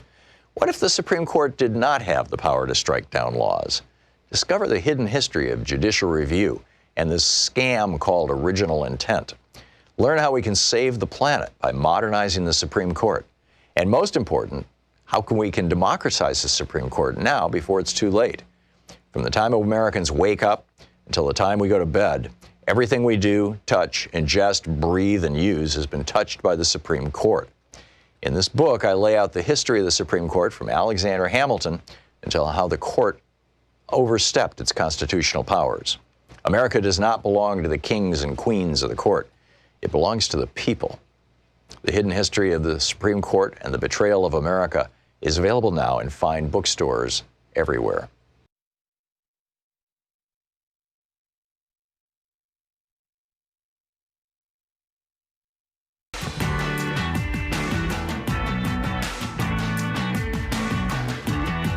Welcome back. Thom Hartmann here with you on Anything Goes Friday. John in Seattle, it says you disagree with me. What about? Well, I do. I'm a Seattle Democrat. My wife is a Hispanic. I agree with you on just about everything. And like you, I'm willing to vote for any of the Democratic candidates to get rid of Trump. Where I disagree with you is the way you read the polls. And give me just a minute to explain it. So you say that in the polls, and I agree that the polls say this, that people favor Medicare for all, that people favor forgiving student debt, etc. Right. And yes, the polls will say that. But you look next door to Washington, which just this past week voted down the car tabs. Now, the car tabs, that is basically the car registration fee you pay every year. The tab is what you put on your license plate to show your license is valid and up to date. 54% voted, along with this right-wing nut named Thom Hartmann, to get rid of that tax. So now it's only $30, which now is going to hamstring transportation funding. Right. So what I'm saying is, a lot of people say, yes, I favor that until they see the bill. No, And it's. I don't think it's until they see the bill, John. I think a lot of people favor that until they see ad after ad after ad. I have not been watching that much TV here, and so I haven't seen if there were any advertisements against the car tax. But you'll recall, I mean, you live in Seattle. I'm sure you were seeing the same thing I was seeing. You know, when your governor first proposed a carbon tax, and then a group got together and got it on the ballot in the election 2018. That carbon tax was polling at 70% statewide in Washington State, and we were just barraged. I mean, you couldn't even watch 30 minutes of television without seeing an ad where that former Republican Secretary of State, who looks and talks like Mr. Rogers, came on and said, "Well, this very well-intentioned carbon tax is going to simply destroy the economy of our state." And, the problem is the money in politics, in my opinion, John, is not just, people are unwilling to pay for things. Oh, no, and I agree with you completely. What I'm saying is you get that money in politics along with, we're going to send you this bill. I mean, look at what money did. John Kerry, a war hero, was turned into a coward and a traitor. And this was like, how many years ago? 12, 14, 16 years ago. But so what's your solution? Do we just give up and let the big money rule? I'm not saying that at all. I'm just saying that I think we need to make sure that our candidate is not going to be somebody that they can do that to. Oh, that's impossible. We have many candidates. I mean, look at John. There was nothing wrong with John Kerry, and he actually was a war hero, and they turned him into something else. Hillary Clinton. The things that they went after her for. I mean, I have policy disagreements with both Hillary and Bill Clinton, but her use of a private server, that's being done right now by the White House. I mean, as we speak, use of private servers, and it was a non-issue, and the whole Benghazi thing was essentially fabricated. I mean, there were similar instances and more of them that happened during the George W. Bush administration, but nobody cared. They will smear. They will do their best to take down whoever we put up. We could nominate Jesus Christ, and they would start calling him a socialist and a communist. Well, of course, he helped the poor. I mean, my gosh, how more radical can you be than that? My point. Yeah. So there is. I mean, I think the last thing that the Democratic Party should be saying is we're afraid to nominate this person because this is how the Republicans are going to characterize them. And, I mean, that's the main message that's used against Bernie Sanders, for example. He uses the word socialist. Elizabeth Warren doesn't use the word socialist, and I get that, and maybe she's into doing some smart messaging. But Bernie really had no choice. He's been using that word for 40 years. Democratic socialist, yes, but still, the word. But I don't think that should stop us. I don't think that should, dissuade us. And I think that Elizabeth Warren is proving this, as is Bernie Sanders, by continuing to aggressively promote their Medicare for All programs, their debt-free college programs, and things like this. I don't think the Americans, the American people in general, are quite as dumb as the Republicans think they are. I get it. They can always get people to show up for Tea Party events saying, get your government hands off my Medicare. It was funny. It's an example. Charles Koch used a bunch of money and made it happen. But I don't think they can win forever, John. I just don't. I think that there's a point where people just start saying, "Wait a minute." I hope you're right. No, I hope you're right. I mean, I'm just scared to death. I am just scared to death that we're going to... I think probably two-thirds of Democrats are scared to death that we're going to have another 4 years of Trump. And I know, people call in, talk about it. Friends and neighbors and family talk about it. People are waking up in the middle of the night, having a hard time sleeping, all these kind of things. We all need to take a good, deep breath and then get out there and get active. That's the cure for all of this, is do something. John, thank you for the call. You're listening to the Thom Hartmann Program. Call 202-808-9925. There literally is no better therapy for depression or anxiety than getting active in something that you care about, and it'll have the result of helping produce the outcome you want.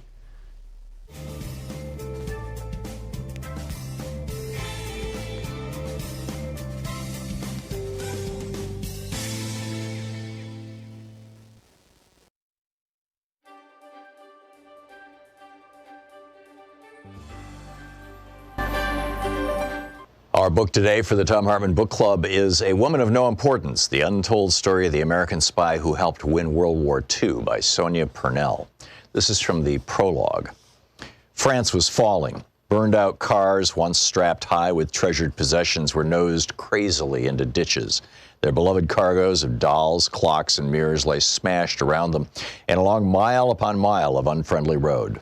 Their owners, young and old, sprawled across the hot dust and were groaning or already silent. Yet the hordes just kept streaming past them, a never-ending line of hunger and exhaustion, too fearful to stop for days on end. 10 million women, children, and old men were on the move, all fleeing Hitler's ranks, pouring across the border from the east and the north. Entire cities had uprooted themselves in a futile bid to escape the Nazi blitzkrieg that threatened to engulf them. The fevered talk was of German soldiers stripped to the waist in jubilation at the ease of their conquest. The air was thick with smoke and the stench of the dead. The babies had no milk, and the aged fell where they stood. The hordes drawing overladen old farm carts sagged and snarled in their sweat-drenched agony. The French heat wave of May 1940 was witness to this, the largest refugee exodus of all time. Day after day, a solitary moving vehicle weaved its way through the crowd with a striking young woman at the wheel. Private Virginia Hall often ran low on fuel and medicines, but still pressed on in her French Army ambulance toward the advancing enemy. She persevered even when the German Stukas came screaming down to drop 110-pound bombs onto the convoys all around her, torching the cars and cratering the roads. Even when fighter planes swept over the treetops to machine gun the ditches where women and children were trying to take cover from the carnage. Even though French soldiers were deserting their units, abandoning their weapons and running away, some in their tanks. Even when her left hip was shot with pain from continually pressing down on the clutch with her prosthetic foot. Now, at the age of 34, her mission marked the turning point after years of cruel rejection. For her own sake, as much as for the casualties she was picking up from the battlefields and ferrying to the hospital, she could not fail again. There were many reasons why she was willingly jeopardizing her life far from home in aid of a foreign country when millions of others were giving up. Perhaps foremost among them was that it had been so long since she had felt so thrillingly alive. Disgusted with the cowardice of the deserters, she could not understand why they would not continue the fight. But then she had little to lose. The French still remembered sacrificing a third of their young menfolk to the Great War, and a nation of widows and orphans were in no mood for more bloodshed. Virginia, though, intended to go on the road, wherever the battle took her. She was prepared to take whatever risks, face down any dangers. Total war against the Third Reich might perversely offer her one last hope of personal peace. Yet even this was as nothing compared with what was to come in a life that drew out into a Homeric tale of adventure, action, and seemingly unfathomable courage. Virginia Hall's service in the France of summer 1940 was merely an apprenticeship for a near-suicide mission against the tyranny of the Nazis and their puppeteers in France. She helped to pioneer a daredevil role in espionage, sabotage, and subversion behind enemy lines in an era when women barely featured in the prism of heroism, when their part in combat was confined to the supportive and the palliative, when they were just expected to look nice and act obedient and let the men do the heavy lifting, when disabled women or men were confined to staying at home and leading often narrow, unsatisfying lives. The fact that a young woman who had lost her leg in tragic circumstances broke through the tightest constrictions and overcame prejudice and even hostility to help the Allies win the Second World War is astonishing. That a female guerrilla leader of her stature remains so little known to this day is incredible. Yet that is perhaps how Virginia would have wanted it. She operated in the shadows, and that was where she was happiest, even to her closest allies in France. She seemed to have no home or family or regiment, merely a burning desire to defeat the Nazis. They knew neither her real name nor her nationality, nor how she had arrived in their midst. Constantly changing in looks and demeanor, surfacing without notice across whole swaths of France, only to disappear again as suddenly, she remained an enigma throughout the war, and in some ways after it, too. Even now, tracing her story has involved 3 solid years of detective work, taking me from the National Archives in London, the Resistance Files in Lyon, and the parachute drop zones in the Haute-Loire, to the judicial dossiers of Paris and even the white marble corridors of CIA headquarters at Langley. My search led me through 9 levels of security clearance into the heart of today's world of American espionage. I have discussed the pressures of operating in enemy territory with a former member of Britain's special services and ex-intelligence officers from both sides of the Atlantic. I've tracked down files that were missing and discovered that others remain mysteriously lost or unaccounted for. I have spent days drawing diagrams matching dozens of code names with scores of her missions, months hunting for remaining extracts of these strange disappeared papers, years digging out forgotten documents and memoirs. The book A Woman of No Importance by Sonia Purnell.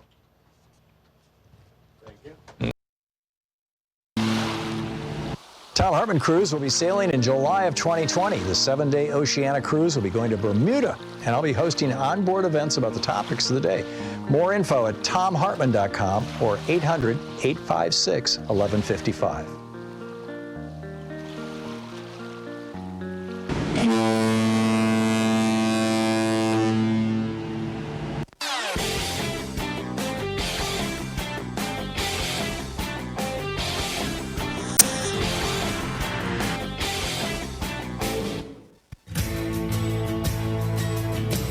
And welcome back. Thom Hartmann here with you. You know, in the last hour, somebody called and talked about a Hispanic guy who ran his car into a Sears store in Chicago and was charged with terrorism. And his family is saying that he was having problems. He had changed his medication, and that's what led to this, and that he's not a terrorist, and et cetera. And my comment was, we went nuts after 9/11. And George W. Bush and Dick Cheney just, manipulated us like there was no tomorrow, and created this whole national security apparatus. I get it that the CIA and the FBI need to talk to each other, but creating a separate department, the Department of Homeland Security, creating all these agencies within it, writing the Patriot Act, which the conservatives have been trying to push this Patriot Act thing for about 2 decades. Basically, suspending lots and lots and lots of different civil rights and human rights that we have under our Constitution, suspending those by law. And I think one of the most egregious things, and most Americans didn't even get this, but it just totally flipped me out when George Bush and Dick Cheney rolled this thing out in, I think it was 2003, 2004, whatever the year was the word homeland itself. Now, if you came of age after the DHS came into existence, the word homeland probably seems rather normal to you. But for those of us who remember America before 9/11, the word homeland was literally never used to describe the United States. You won't hear any of the founders using that phrase. You won't hear anybody throughout history using that phrase. And in fact, after World War II, that phrase was really never used. And the reason why is because that word implies some sort of genetic ancestry. Hitler pointed out in Mein Kampf, or in one of his speeches, I don't have the reference right here in front of me, but it's in William Scherer's book, The Rise and Fall of the Third Reich.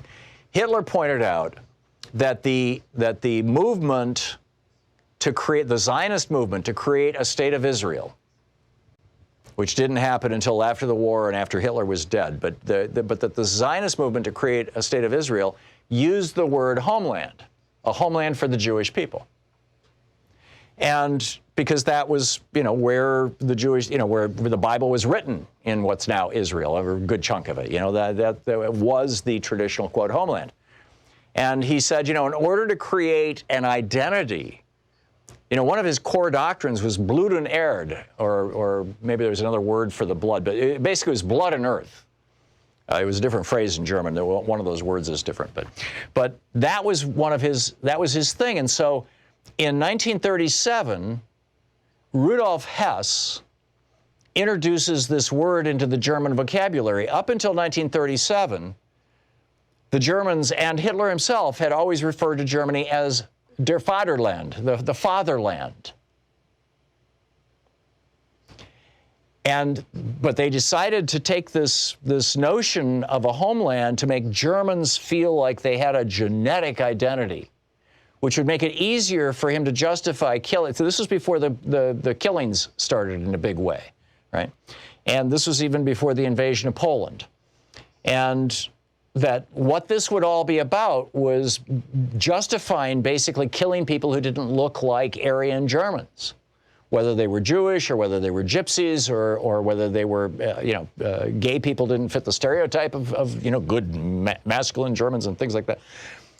And so Rudolf Hess gets up, and the word for homeland in German is Heimat. And he says, thanks. He says to Hitler, he's about to introduce Hitler, and he says, thanks for your leadership. Thanks to your leadership. Danke für Ihren, and I forget the word for leadership. Deutschland, Germany, has become a homeland, Heimat. And Heimat zu sein, a homeland for Germans, über die ganze Welt, over the entire world. And I remember hearing that. It's in Leni Riefenstahl's movie, I'm pretty sure. I remember reading about that. And the first time I heard the word homeland out of George Bush or Dick Cheney's lips, I got a chill that went right down my spine. I thought, oh my God, they're taking us down this road. And here, in fact, this is that introduction that I was just telling you about. And just listen to this. Again, Danke ihr Führen, thanks to the Führer. Deutschland is now a Heimat, a homeland for alles over for all over the entire world. It's been a while since I've heard it, so I don't have it absolutely memorized auf Deutsch. But here it is. This is Rudolf Hess introducing Adolf Hitler in 1937 at the Nuremberg rally. Oh, maybe it's not. Oh, no, it's not. Damn, I thought I had that, and instead what I have is just the tail end of it. My apologies. Okay, let's go back to the phones. I've got to redo my buttons here. Augusta in Laguna Niguel, California. Hey, Augusta, what's up? Hi. Tom, I called to talk about the Bloomberg entry into the race. Mm-hmm. But, after listening to you talk about the Bay of Pigs, which I was a little girl and I remember it, and I remember looking at JFK afterwards and him saying, the buck stops here. I assume responsibility. How long has it been since we have had any leader with the self-dignity, control, and understanding? And it's really the idea of responsibility and management that he can look out and say, I'm driving this bus and I made this decision. Even though he was bullied into it, he understood leadership. Who is this? Who's the he you're speaking of, Augusta? I'm sorry, I missed a word there. Okay, sorry. After the Bay of Pigs. Oh, Jack Kennedy. I remember. Yeah, okay. Yeah, I mean, I said it was hard to make a comment that I planned to after listening to your reading of the Bay of Pigs because I remember it so well. Yeah. And I was a child, but I remember JFK. Everyone knew the CIA put him, set it up and all of that. Hell, he just got there. Yeah. And he sat out there and he was the man. He took it. And I think he grew up that day in the eyes of a great deal of the American public. How long has it been since we've had a president or even a strong leader of anything in America? Yes, a statesman or a stateswoman. The buck stops here. Yeah, it's been I think Lyndon Johnson took a very principled stand with the Civil Rights Acts and for sure. Medicare and all those things. And there have been instances. Yeah. I disagree with your last part when you were talking about how bad all those terrible conservatives and all the things that they did. Understand that conservatives mean many things. I've been a Republican since Dwight Eisenhower. I was 6 years old dancing I Like Ike. But, we are what our parents bring us up to be, and our communities around us bring us up to be in many ways. You can probably tell from my voice, I'm Southern. And the small C conservative has nothing to do with a lot of the neocon nonsense that has been going on. Oh, I agree. And 20 years. And with the neoliberalism, I mean, my dad was a Dwight Eisenhower Republican, and he's got to be rolling. Remember what Dwight said? Watch out for the military-industrial complex. They will eat you alive. There you go. And what have we done? We got right in bed with them. You're absolutely right. I worked in the campaign of George H.W. Bush full-time. I was a full-time paid person, and I enjoyed it, and I believed in him. And I believed in him because I saw the way I had an international position at the time, and I understood what the wall was. I understood what we were working into. I also had the benefit of many cultures. We get back. There was Bill Clinton, which was very much America-centered. And then we got George Bush. I mean, he never should have been nominated. Yeah, no, I get it. Think about it. I absolutely get it. Thank you for your comments and for sharing. I'm with you. I found that clip. This is Rudolf Hess. This is coming out of my computer, not the 360, Sean. This is Rudolf Hess introducing Adolf Hitler. Again, the word Heimat is homeland. Well, you can hear it. Dank Ihrer Führung. Thanks to the Führer. Wird Deutschland sein Ziel erreichen. Heimat zu sein. Germany is now the homeland, or it's essentially. Heimat zu sein für alle Deutschen der Welt. Homeland for all the Germans in the world. There you go. So that was Rudolf Hess. And, this is like, the word homeland just gives me the creepy crawlies. And now we see, these agencies that have sprung out of the Department of Homeland Security, like ICE. Bernie Sanders just, rolled out a plan yesterday or the day before that would end ICE, that would abolish ICE. I think that we really need to have a conversation in this country, and we need to be rethinking how we are doing national security. We need to have, smarter, more coherent national security, but also we need to be bringing the people of America together. I think Donald Trump tearing people apart by race, by gender, by regionality, by language, by ethnic origin, national origin, by religion, is doing more harm. It's tearing us apart more than any of these terrorists have ever done. You're listening to Thom Hartmann. Visit ThomHartmann.com for audio and video archive. Anyhow, we'll be back. Stick around. It's 45 minutes past the hour. It's Anything Goes Friday.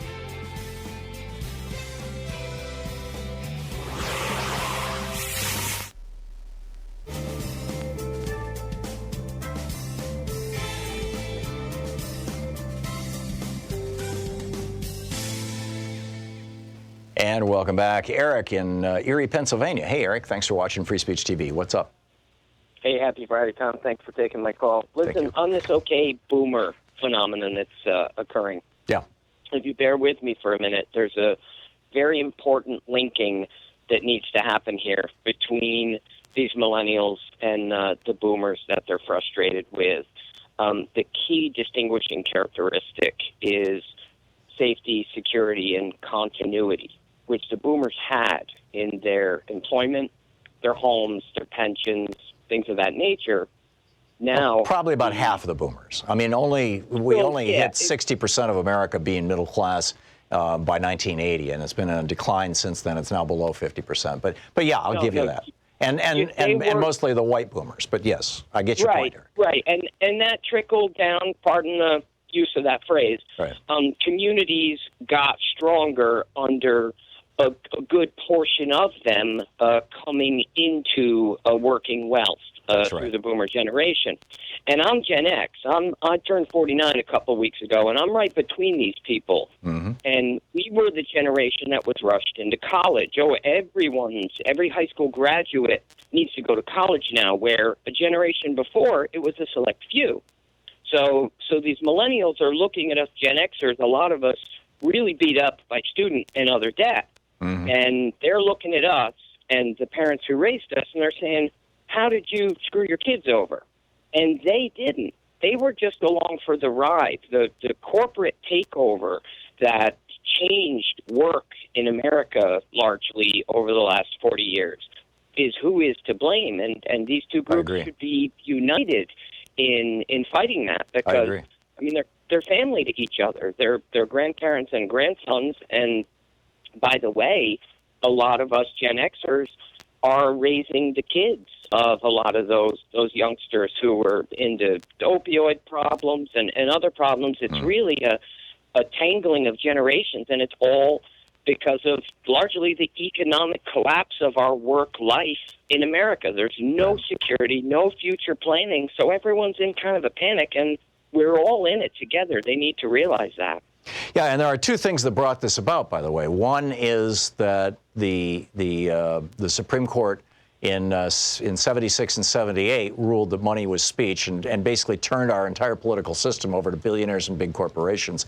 And, Sure did. and they just decided to start screwing us aggressively. And, you know, I mean, right to the point of, like, you know, airlines just, you know, literally stealing pension funds and things like that. But then on top of that, the Supreme Court... Right, and also in the 70s, I think it was 73, I'd have to go back and look and see what year it was, but the Supreme Court adopted Robert Bork's theory of monopoly in a decision called GTE Sylvania. And what Bork said was... I remember my grandfather was a telephone employee. I remember the breakups. Yeah, there you go. And so this was post that, and now the Supreme Court has kind of made it the law of the land that a monopoly is only a monopoly if it increases prices to consumers. If it keeps prices low, it's not really a monopoly, which is not what the people who wrote the Sherman Antitrust Act or the Clayton Antitrust Act or the Anti-Monopoly Act of 1954, not what any of them had in mind. They were trying to protect small businesses, they were trying to protect local communities, they were trying to protect employees, they were trying to protect consumers, you know, and price was irrelevant. But this idea that Milton Friedman came up with that really enamored the Republicans, particularly Lewis Powell, and the Supreme Court finally ruled on, and that has really screwed us as well. Eric, thank you for the call.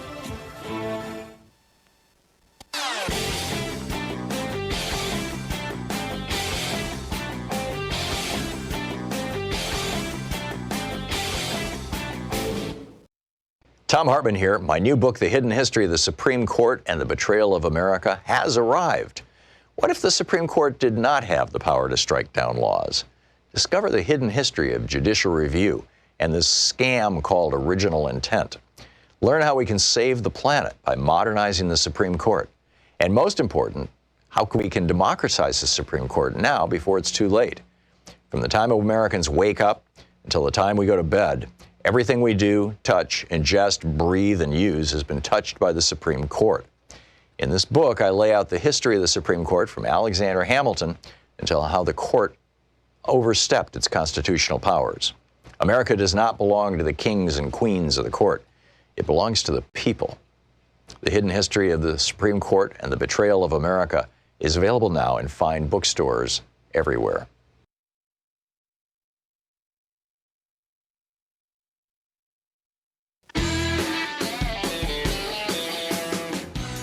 And welcome back. Anything Goes Friday here.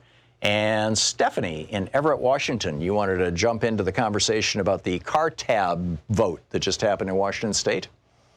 Yes, Tom, and I just want to tell you how much I appreciate your show. Listen to you daily. Thank you, I Stephanie. usually don't get to call in because I'm working, but I just wanted to jump in and say that generally I agree with you as far as the big money and how they put money in to try to change, sway people's votes. With the tax on the car tabs is a little bit of a different issue, I feel, because that in the state, and I talked to some people that I really, friends of mine who are just kind of tired of paying taxes in general. Sure. And in the state of Washington, we have, I've heard, the most regressive tax system in the in the country. Yeah, well, one of them, because you don't have an income tax, yes. And we collect taxes on sales tax and property tax. Correct. Right? So my point is that I think that really we need to listen to the voters on that because, oh, by the way, I heard that Amazon and the unions are really putting a lot of money behind not passing that initiative for the cheaper car tabs, and it didn't work. So I didn't hear hardly any ads against it. So you think this was basically just a taxpayer revolt? People saying, I haven't had a raise in 30 years, in 40 years actually. Wages have gone down for working people since the initiation of Reaganomics. I haven't had a raise, and damn it, I don't want to pay any more taxes. Bottom line. Well, I think it's complicated with this particular issue because we've had some, and I don't follow it really closely because I don't live in the city of Seattle, but they've had a lot of money for this Sound Transit deal with the rail through connecting Seattle to Shoreline and all those things, and people are thinking, I'm not going to be around, I'm not going to benefit from it. People can't really. So, and plus, our legislature did a very good job of putting a value on the car tabs, like they said they were going to. So it's complicated. But the people that I talked to that I respect said they're just kind of sick of. So just to clarify for me, Stephanie, and I should have asked the earlier caller this: was the ballot initiative, the resolution, was it to not have an increase in the amount that you pay to register your car every year, to get your new tab that you put on, or was it to lower an already existing high level of fee?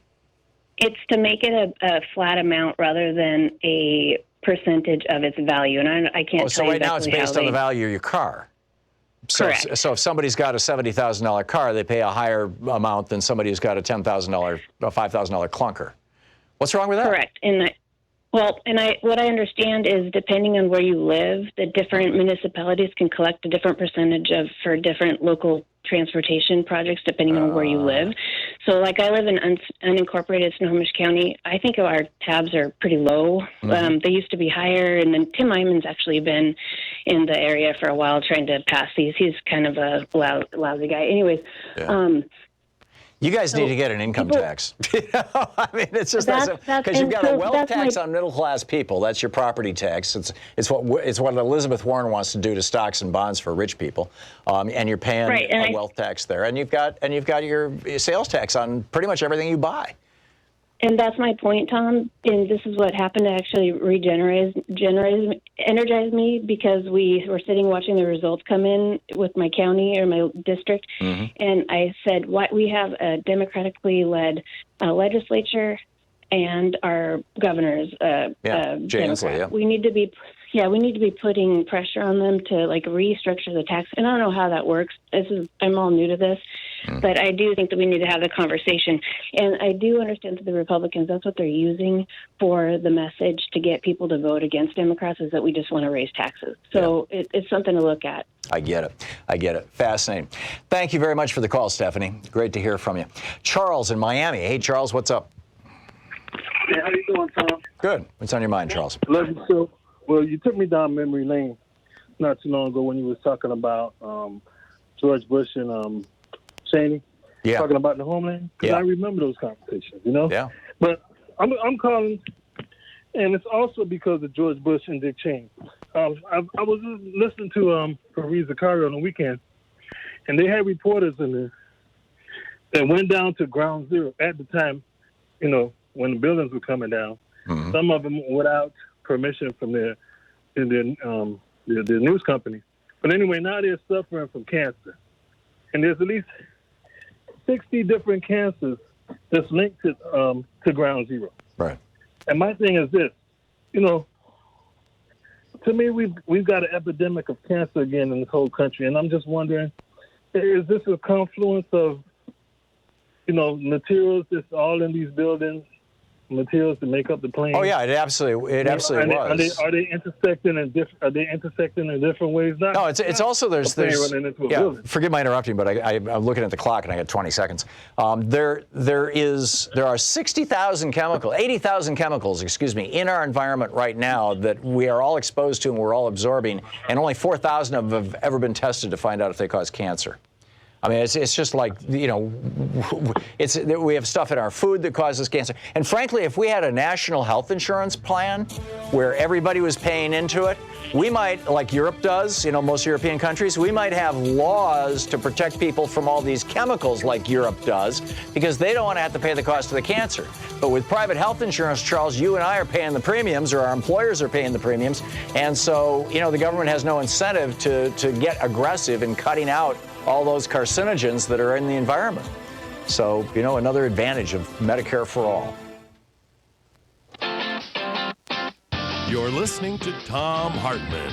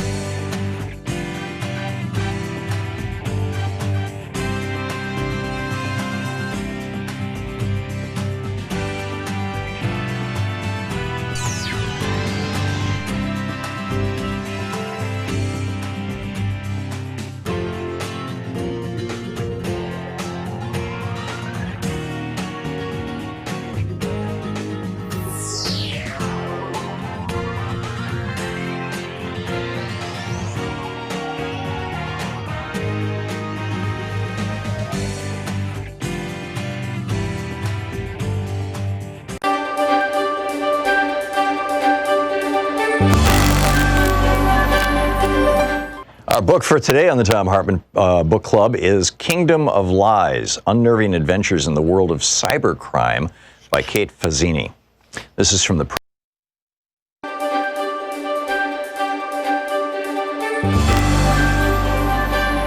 Our book today is How to Get Rid of a President by David Preece.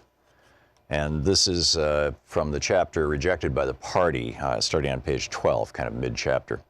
Presidents need not be thrown out on the polls, at the polls on election day to find themselves dislodged from the White House. History shows us that a chief executive's own political allies can remove that incumbent when they perceive him as unpopular or unfit.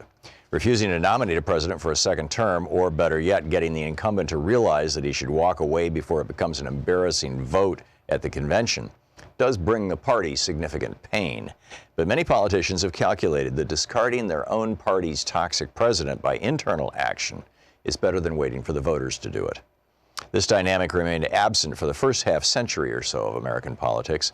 George Washington, who didn't represent any formal party, set a precedent by stepping away from re-election after 2 terms. Successor after successor followed suit, keeping the support of their parties until they left office after 8 years. Jefferson, Madison, Monroe, and Jackson lost the next election, both Adamses and Van Buren, or met the Grim Reaper, Harrison. John Tyler, if only in this one respect, was a trendsetter. He began a 6-president cascade of men who failed to appear on their party's ballot in the general election after their first term. One, Zachary Taylor, literally had no choice. Like Harrison, he died in office. The others, by staying alive through their 4-year terms, could have carried their party's banners again on Election Day. Not one did, as national agonizing over slavery and other tensions within each of the major parties made it difficult for any president to build and sustain a governing coalition. Of those 5 chief executives, only James Polk left with a solid reputation and a ledger of successes. He'd told Democrats upon his nomination in 1844, "I shall enter upon the discharge of the high and solemn duties of the office with the settled purpose of not being a candidate for re-election." And he stayed true to his word. It was just as well. Only 3 months after what would have been his second inauguration, he died at the age of 53. The 3 presidents who followed Polk, the forgettable series of Millard Fillmore, Franklin Pierce, and James Buchanan, shared 3 characteristics. First, historians routinely rank them among the nation's worst presidents. Second, and related to that, they took no responsibility for resolving the national moral failure of slavery. And third, no matter how they had attained office, they, like future presidents Chester Arthur and Lyndon Johnson, found themselves spurned by their own parties. The Whigs had learned in 1840 that a celebrity candidate seemed to have an easier route into the White House than a party regular. So in 1848, they nominated General Zachary Taylor, a recent hero of battlefields in the Mexican-American War. Despite his lack of solid political principles or any apparent passion for the job, just 2 years earlier, he'd said with apparent sincerity, "I am not and never shall be an aspirant for that honor." Taylor won the election over Democratic candidate Lewis Cass. In July 1850, he became the second straight Whig general to president who couldn't make it to the next election alive. Vice President Millard Fillmore took his place. Fillmore had risen to prominence in New York's anti-Mason party dedicated to exposing and opposing Freemason fraternal organizations, but switched allegiance to the Whigs in the 1830s. In the first year and a half of the administration, inter-party rivals had manipulated Taylor better than Fillmore did, leaving him little to do but preside over the Senate and stew over his fate in a useless job. But as president, he was prepared to avenge perceived slights. Ahead of their expected dismissal, all the cabinet members whom Fillard had inherited from Taylor offered their resignations, which were quickly accepted by the new president. He asked them to remain in place for 1 month. They agreed to stay for 1 week. Fillmore would proceed to fire more previous political appointees than any of his successors had. More than half of those at the State Department, for example, had to find new jobs. The biggest development during Fillmore's presidency was the Compromise of 1850.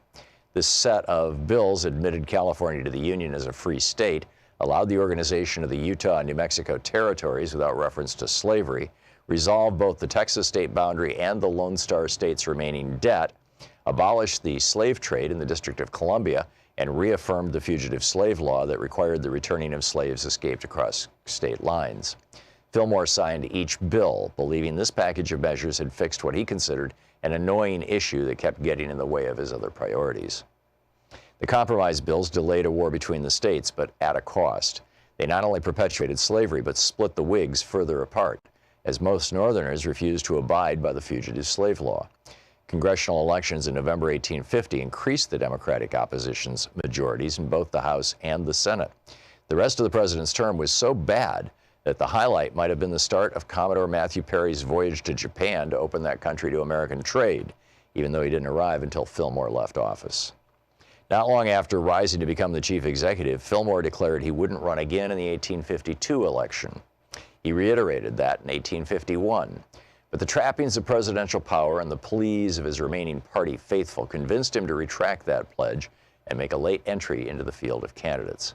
He portrayed his about-face as a noble personal sacrifice for the good of the party and the country. And during the spring of that election year, 8 Whig state conventions endorsed him.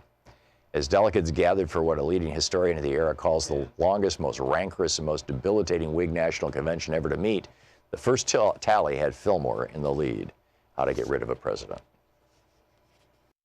Thom Hartmann here. My new book, The Hidden History of the Supreme Court and the Betrayal of America, has arrived. What if the Supreme Court did not have the power to strike down laws? Discover the hidden history of judicial review and this scam called original intent. Learn how we can save the planet by modernizing the Supreme Court. And most important, how we can democratize the Supreme Court now before it's too late. From the time Americans wake up until the time we go to bed, everything we do, touch, ingest, breathe, and use has been touched by the Supreme Court. In this book, I lay out the history of the Supreme Court from Alexander Hamilton until how the court overstepped its constitutional powers. America does not belong to the kings and queens of the court. It belongs to the people. The Hidden History of the Supreme Court and the Betrayal of America is available now in fine bookstores everywhere.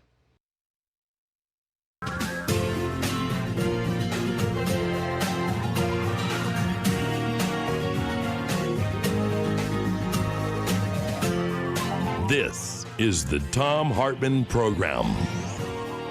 Welcome back. Thom Hartmann here with you. It's Anything Goes Friday as we head into the Veterans Day holiday.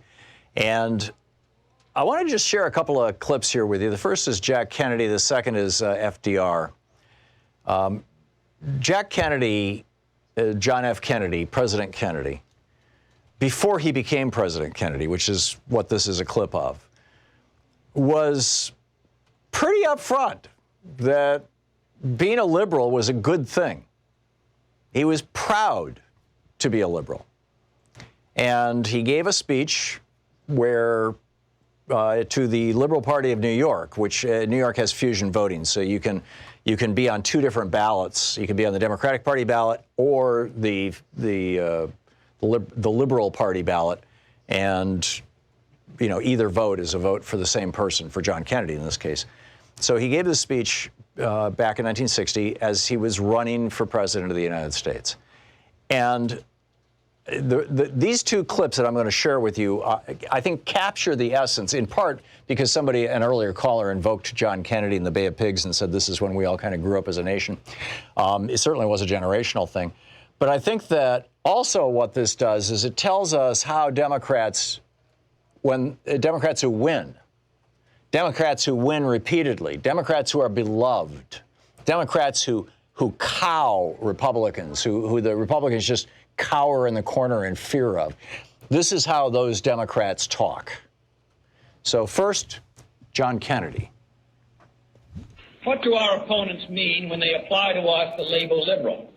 If by liberal they mean, as they want people to believe, someone who is soft in his policies abroad, who is against local government, and who is unconcerned with the taxpayer's dollar, then the record of this party and its members demonstrate that we are not that kind of liberal.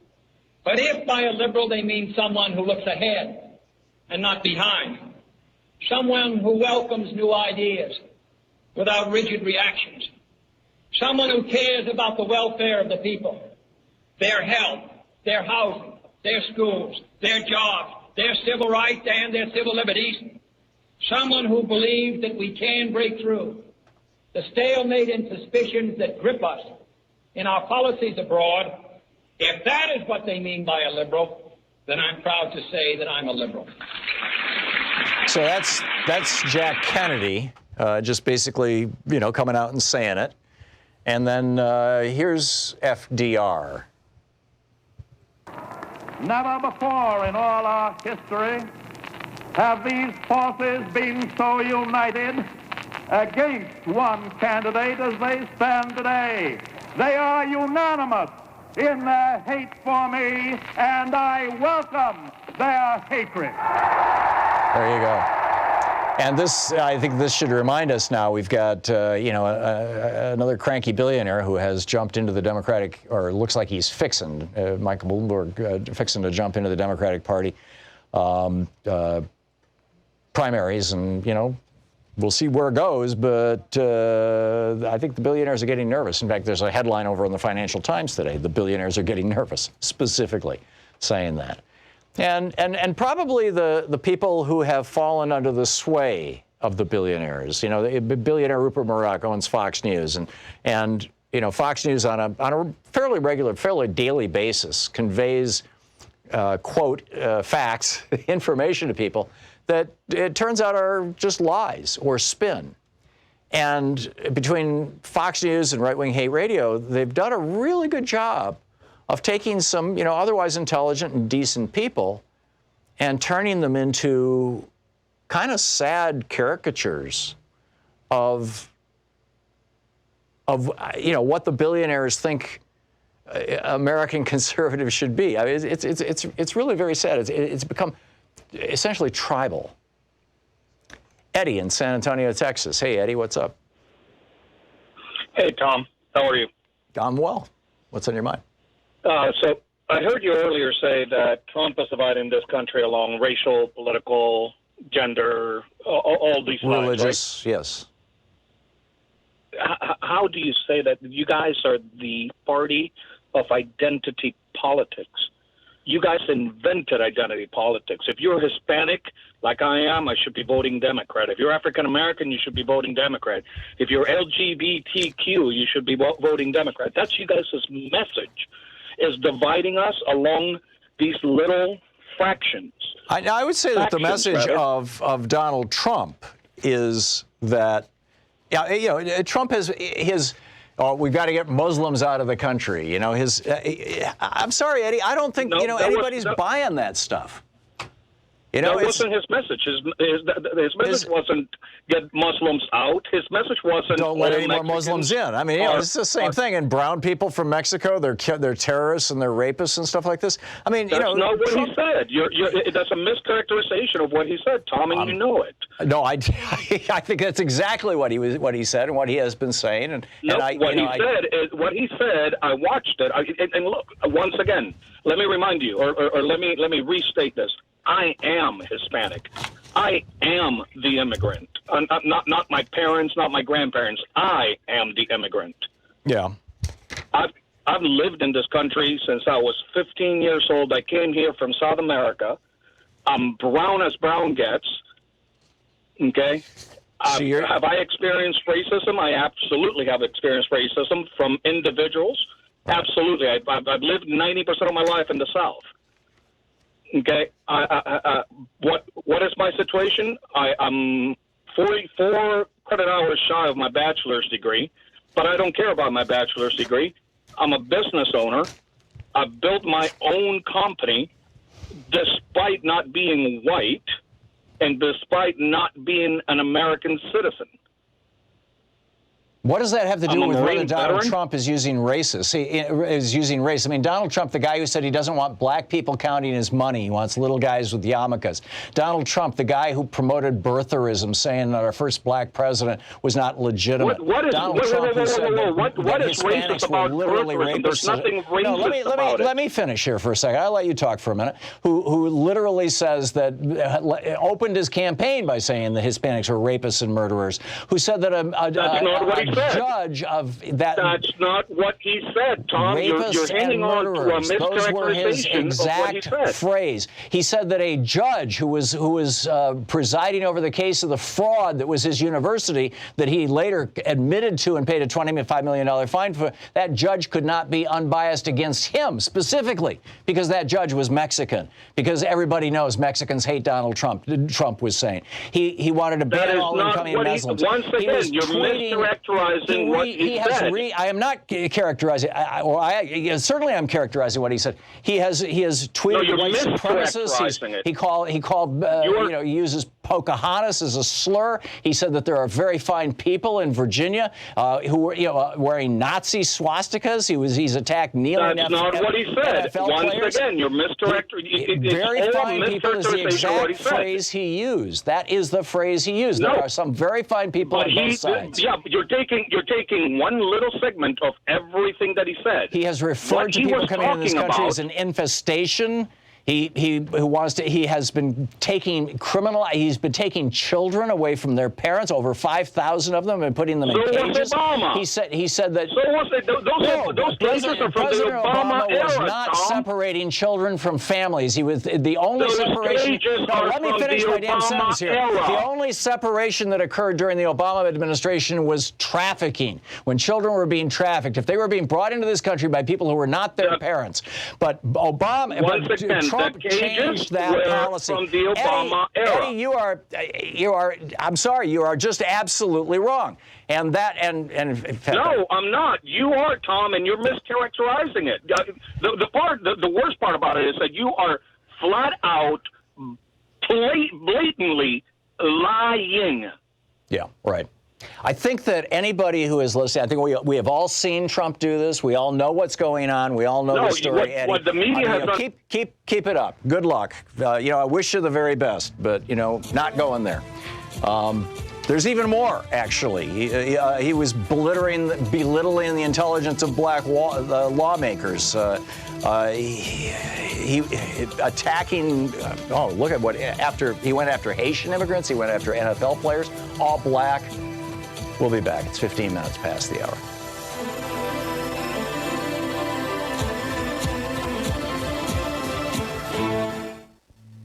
This is the Thom Hartmann Program.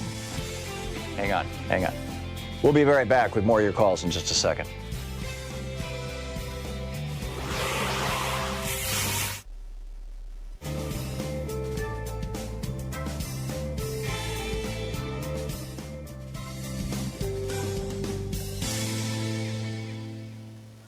And welcome back. Thom Hartmann here with you, and let's pick up some of your phone calls here. Kathy in Tacoma, Washington. Hey, Kathy, thanks for watching us on Facebook. What's up? Hey, Tom. Hey, Kathy. So thanks for taking my call, and you give me improved. You're welcome. Kathy, I'm going to put you on hold because you're on a speakerphone. Jonathan in Portland, Oregon. Hey, Jonathan, what's on your mind today? Hey, Tom, thanks for the great show. Thanks for the talk about the origins of the word homeland, and also to give some perspective about the previous caller. All you got to do is look at Nixon's Justice Department, who went after the Trump family for racial discrimination. I mean, it's just endemic in that family. Yes, yeah. And Donald Trump's father was also arrested. I don't think he was charged, but he was certainly arrested and expelled from a Klan rally back in the day. Well, Woody Guthrie was living in those projects and writing about all the racism. So yeah, Woody Guthrie wrote a song about Trump. Old man Trump. He wrote a song about Trump that was all, and you got to remember those projects were built to help veterans, and Guthrie they were screwing over the veterans. Right. I wanted to refocus the direction of this Ukraine corruption and the quid pro quo, because it's really gone beyond the cult of a personality in Trump and a simple simple self-dealing. What Trump is doing, and I really have it really took me a long time to really wrap my head around this, and I'm sure you know it, but he's really enlisting a foreign government to hollow out and attack our own government, our own State Department. Right. And this is coming out in the transcripts, particularly in our former ambassador, Yovanovitch, who was just using those exact words and saying how our own State Department is being hollowed out, and he's on the calls talking about her and also talking about this prosecutor that Giuliani is in bed with, this former prosecutor who didn't even have a law degree. They had to change the law in Ukraine to make him a prosecutor until he was thrown out of office. Really? I didn't know that. Yes, they didn't even have a law degree because he's an engineer. Yeah. Huh. I mean, and why were they doing this? Why did Giuliani enlist these guys? Because they wanted a gas deal. That's what they were looking for. But to use the Ukrainian government's political machine to go after our own ambassadors. Yeah. I mean, if that's not treason, we're supplying them with military money for their military to fight Russia. It's effectively a proxy war. Yeah. I mean, that's really what we have to focus on. We have to get away from the personality of Trump, because you'll get guys like that calling in who will tell you up is down and left is right. This is really insidious. But the thing that also blows my mind is it makes me wonder, Trump lies all the time. Why couldn't he just make this up? Like, why did he have to go to these great lengths and risk so much to come up with this cockamamie thing? I mean, why would Americans care what Ukraine thought about an American politician anyway? Oh, he wanted what he knew crazy. was that when James Comey said we're going to investigate, we're opening a new investigation into Hillary Clinton immediately dropped 3 points in the polls that day.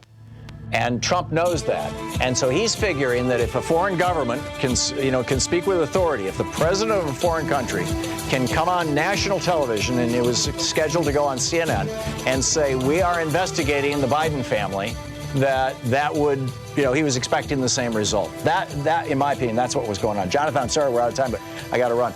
We'll be right back. It's 20 minutes past the hour.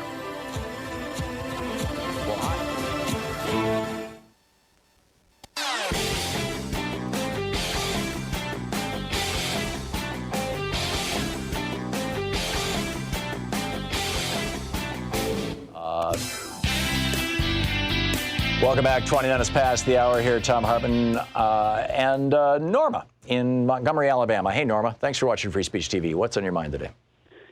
Hi, Dr. Tom. Somebody was beeping in. I didn't hear you for a second. Anyway, when people talk about Medicare for all, expanded Medicare for all, which is what it's going to take to save this country, most people don't realize that. But expanded Medicare for all, in which you can get whatever job you have, gives you your coverage, will provide freedom for Americans. They no longer will have to work for somebody they can't stand or work with a bunch of people they can't stand. They can move to another job without fear of not being covered, of being faced with pre-existing conditions and paying double. And if they want to, they can start their own businesses now. Right. And this is something that people need to think about. This is a job creator option. You can become a job creator. You can start your own business. Yes. And when I go around, this is what I do every day. I go out every day and talk. Because, I've been working for Bernie for how many years now? But I go out and I talk. I tell them, you are living with your financial segregation, your financial snobbery, and when you go out into a restaurant, you are exposing yourself, particularly here in the South that never expanded Medicaid, to tuberculosis. You're exposing yourself to hepatitis. We've had 2 outbreaks in our nicest restaurants. And, I said, you're just very lucky that it's not Ebola, because Ebola is still killing people in Africa. Right. 20,000 in the past 3 years? Or, the disease that 1/4 of the planet's population has, which is tuberculosis. It's the deadliest disease on Earth. We've had 8 outbreaks here in Alabama in the past 4 years. There you go. And this is not talked about. It's not. And on this TV. doesn't, by and large, happen in countries with national health care systems.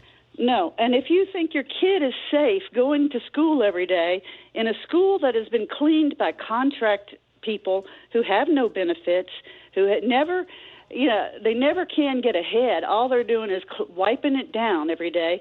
The elevator you stand in when you go to work, your office space, it's cleaned by contract people. And if you can't see this and what it would do to us with a major disease, some kind of plague coming through. Or SARS. Remember SARS? Yes. Yeah. And the thing with the rats, what is it, Legionnaire disease? Yep. Or, all of this stuff. We have cities that are so congested, and they depend on things like subways or buses or trains. You can lose, 50,000 people in 2 weeks without health care. With and we don't even have hospitals with enough of these isolation wards to handle stuff like this. We have 5 here in one hospital. Five isolation wards. Yeah, and it's not just a public health issue, it's also a national security issue. I mean, it is. For example, if the United States was attacked by a biological weapon, we don't have the national health care infrastructure that could respond to that. No, we don't. And there isn't any money for it because instead, we're spending money every day guarding. Who does the oil well belong to in Syria? Doesn't that belong to Cheney and Murdoch? How long will it be before Putin tells Trump to back off so that he can have it? Right. Well, it's people don't look far down the road. He's already sort of done that, but I'm with you. And we're spending this money. We're also spending this money on tax cuts for billionaires, and we have been since 1983. And all of that. We need to wake up and get back to sanity. It's just a straightforward thing. Norma, thank you for the call. Very, very well said. Kathy in Tacoma, want to try it again? Yeah, let's try it again, Tom. Hey, Kathy, what's up? Thanks for taking my call, and I wanted to thank you for keeping us, we women out here, aware that there are good men in the world. So thank you. I appreciate what you do. And I appreciate you putting Pat Mitchell on because I guess I must be a dangerous woman here in Tacoma.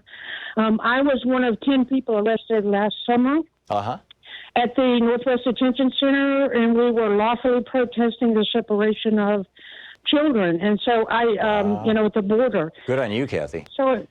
And I really appreciate you keeping a light on that because, that really just kind of points right to the core of what we're dealing with, just the blatant disregard for human beings and just basic immorality of it all. And the proof that they know that they're doing something wrong. Kirsten Nielsen denied that they had this policy, and then we later learned that, yes, it was an explicit policy, it was a written policy, and her assistant, Wolf, who is now, in an acting position at DHS, he denied that he helped write the policy, and yesterday the memo came out in which he helped write the policy. And this was in sworn testimony before Congress. Both of them committed perjury to deny that they were responsible for putting kids in cages when, in fact, they were aggressively, enthusiastically responsible. I wouldn't be surprised if they're not still doing it. They are. There was I grew up down south, and we had a saying, which is, they lie like dogs on the rug. Yeah. Yeah. So also, we have a lot of censorship here on the local level because we have these 2 hot button issues with the Puget Sound Energy's LNG frac gas refinery, and also this detention center, 1,575 people caged literally on top of a terrible toxic waste dump. We have our city council who gives PSC and the oil, the fossil fuel people anything they want. They just basically privatize CLIC, our municipally, public broadband. They just basically hand it over to Rainier Connect, who, by the way, is apparently PSC friendly. So, the things going on here, we have interim regs coming up on Tuesday. We need everybody in city council to try to get a grip on what's going on in our port. We need to get rid of Cliff Mass, 350, Tacoma, 350, Seattle have petitions up to get rid of the climate denier on KNKX. We have real problems that are not being aired because of our... Kathy, I got to run, but thank you. Fossil fuel. Thank you. You're listening to the Thom Hartmann Program. Call 202-808-9925. It's Anything Goes Friday. Back with more of your calls in just a moment. It's coming up on 28 minutes past the hour.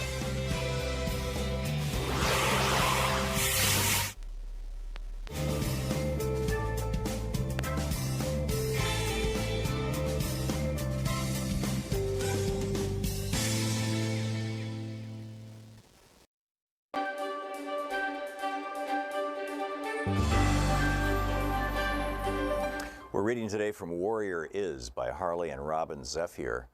It's the story of their great-grandfather who, in real life, killed Custer at Little Bighorn.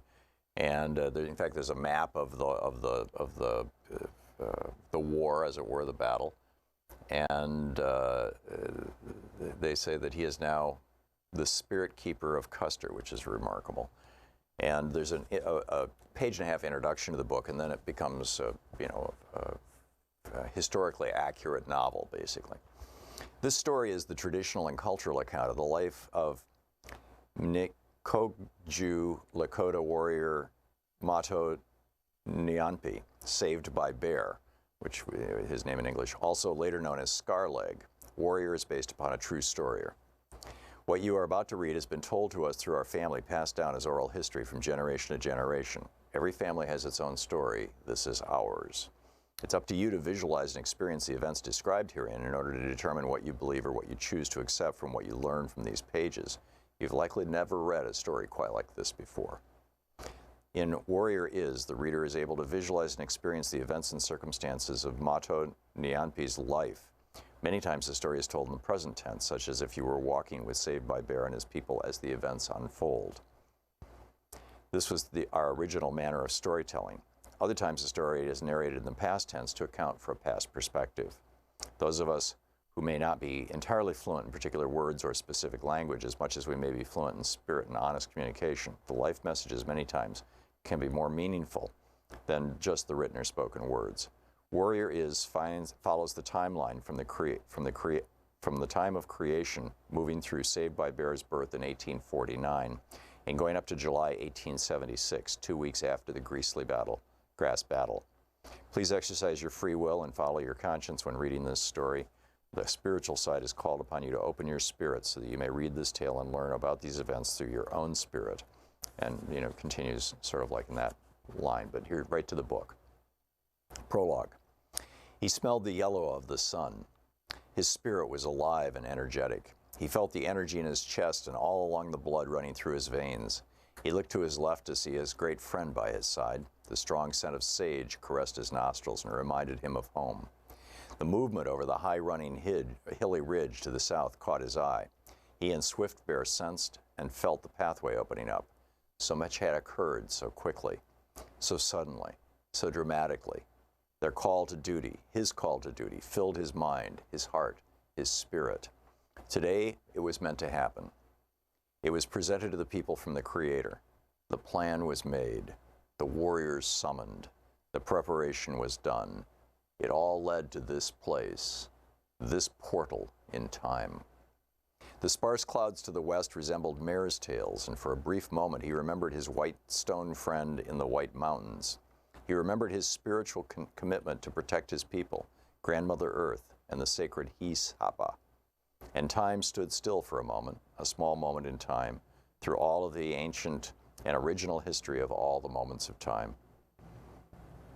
And as the group of the horse-mounted soldiers rode briskly over the far ridge, the Creator shined that warm, nurturing light upon these warriors. Such as Creator had been doing since the beginning of time, since the beginning of Grandmother Earth and Grandfather Sky, and at the beginning of all things. All the moments of time forever had arrived here, now. It had come to this. Creator's strong will and great invisible hand had placed them here. It was the Creator all along. It always was. It always would be. For one to know what led the young Lakota warriors to be here at this fateful site near the Greasy Grass River on this warm, sun-drenched day, one must go back in time, way back to the beginning, when it was only the Creator, and the Creator of all things decided to create a new world. Her name would be Unsimaka, Grandmother Earth, and she would be created to hold and sustain life. All kinds of beings, all kinds of people would be given and placed upon and within her to show her love of life. And this is how it all began. Chapter 1, Origin. The human beings evolved from the spirit. Before arriving in Wind Cave, we were star people.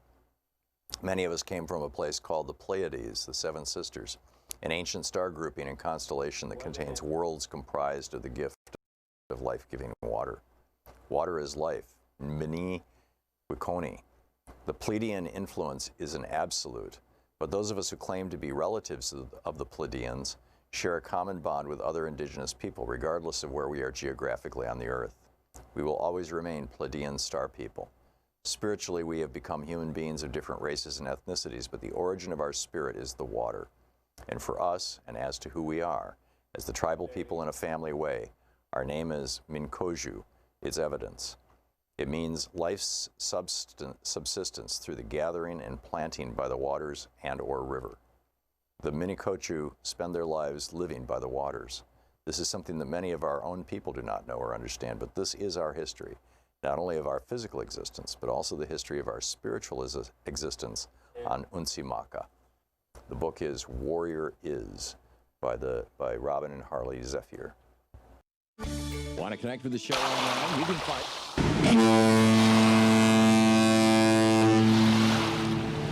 Thom Hartmann Cruise will be sailing in July of 2020. The 7-day Oceania cruise will be going to Bermuda, and I'll be hosting onboard events about the topics of the day. More info at thomhartmann.com or 800-856-1155.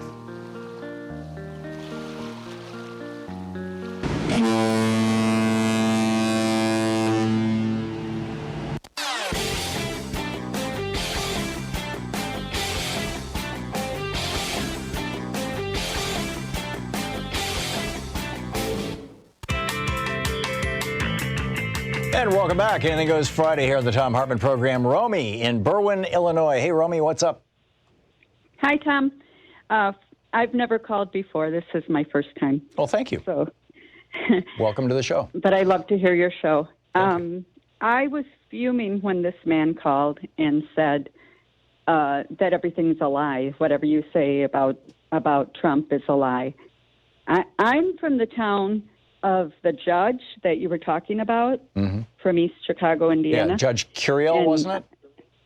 If I'm remembering right. I don't remember his name, but but so easily he got to not have this judge because this judge is Mexican-American. Right. He didn't even call him Mexican-American. He called him Mexican. Right.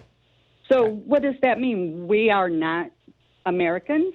Well, in Trump's world, apparently, if your skin is brown, you're not an American. I mean, Right. he told 4 black members of Congress to go back where they came from. Right. I've been told to go back where I came from, and I was born here. Yeah. So my point is, if he is calling this man a Mexican, isn't he a German then? Yes. How is he an American and this other man isn't? Yeah, there you go. There you go. So, and this man, shame on this man for defending that. Yeah. I have 2 nieces that live in Texas. I know that a lot of people in Texas, a lot of Latin people in Texas, feel the same way. Trump could do no wrong. Trump never has told a lie, and there's nothing wrong with anything he's ever done. So I had to let go of my nieces because I couldn't think about them thinking this all the time. Anything I said to them, they had a comeback. A comeback. He's never lied. It's all the media. And so you're from a Hispanic family, Romy? My parents were from Texas. Oh, I see. Yes. Okay. So, but I was born in Indiana, so were all my siblings, and it's just like I had to let go because I can't think about them every single day and get the texts every day. So. Well, I think ridiculous. He was right about one thing. He said that, Democrats are pitching basically an identity politics sales thing for the party.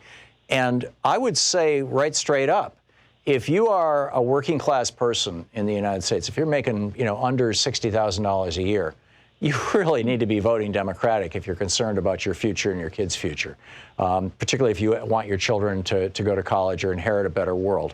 If you are a racial minority, you certainly don't want to be hanging out with Donald Trump and his party. They've made it very, very clear that they're the party of basically white men. If you're a woman in this country, Donald Trump has made it very clear that, what he thinks about women. And many of the people, look at how many women are in elected office in the Republican Party. It's a very, very tiny number. If you are a religious minority, again, the Republican Party doesn't have a place for you. They are the party of white evangelical Christians. And so there is a lot of reality to that that's not so much the Democratic Party reaching out as the Republican Party trashing people, pushing people away, and trying to use those things as wedges to tear people apart from each other. Right. Yeah. Yes, but for years and years and years, it's always been when you fill out the census, you are either American or you're Latin American or you're African American. It's no other country. It's the brown people. Yeah, I got it. It really is. Yeah, it really is. And that's not Trump. That's not anything that's going on right now. That's always been, and it's always been a problem for a lot of people. Well, we're wired for survival, like every animal is, and we have to be wired in order to in such a way that we can just glance at somebody and immediately have a sense of threat or not, right? I mean, just this is a product of evolution, and so when we see people who are different from us, depending on the environment that we've been raised in and the stories we've been told, and particularly if we've been told the stories like Fox News constantly harping about, if anybody who is black or Hispanic commits a crime, Fox News is all over it, and they got big pictures to show. And when white people commit crimes, even heinous crimes, there's no picture there, and it's just, it's not so mentioned. And so, these people are conditioned to view people who don't look like them as a threat. And once somebody thinks that somebody else is a threat, it's really hard to deprogram them. This is right down at the level of DNA stuff. It's so sad that they're willing to use our built-in survival mechanism as a vulnerability for political purposes. Romy, I need to move along, but thank you for the call. Thank you. Thank you for sharing your perspective with us. Lauren in Santa Barbara, California. Hey, Lauren, what's up? Hi, Tom. Hey, Lauren. I was just listening to the same guy that the lady was incensed about, and, I would laugh if it wasn't so serious. Yes. This guy, it's just another person like this that has no sense of fairness or empathy or compassion. He said he's from South America. Well, he'd be blocked out from coming now. Yeah. So as long as he got his, I guess that's fine. Well, that's he okay with South Americans being kept in cages, Yeah. It's just like the Republicans, identity politics, yeah.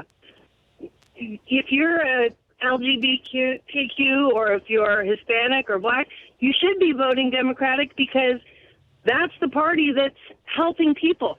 Yes, and not just embracing those folks. The Democratic Party is embracing everybody, and the Republican Party is essentially saying, if you're not white, don't bother, or white Christian, in fact. And what makes no sense is that somebody like that, is he a 1%er? Is he I think so. It's not helping him either. Right. Well, he was bragging about how he owns a business and he's got a bunch of people working for him. So, if the guy's making a couple $100,000 a year, he probably, if he wants to vote his own self-interest, probably should vote for a Republican. Republicans are going to lower his taxes. He's going to end up making more money. But how anti-American is that? Because as long as he got his, he doesn't care. He got his, so he could never even get here again. Yeah. But since he had the right luck or skills to succeed in this country, he doesn't care about anyone else having the same opportunity. I think it reveals a rather sad and almost sociopathic, I'm not sure that's totally over the top, but just a very sad kind of selfishness, self-centeredness that... Lack of empathy, lack of putting yourself in somebody else's position. It also reminds me of the gun problem. Like, I want my right to have a gun. Well, sometimes you have to make a sacrifice for the betterment of society. Yeah. So maybe you can't have an AR-15. I'm really sad for you. And it's the same thing with, you're going to have to pay taxes on your 1 penny over 100, your first 100 million. I don't feel sorry for you. Yeah. What's wrong with these people? Yep. Yeah, no, I get it. Lauren, thank you. Excellent rant. Great talking with you. Lowell in Mount Lake Terrace, Washington. Hey, Lowell, thanks for listening to 910 AM. What's up? Hi, I just wanted to make a brief comment on the car tabs.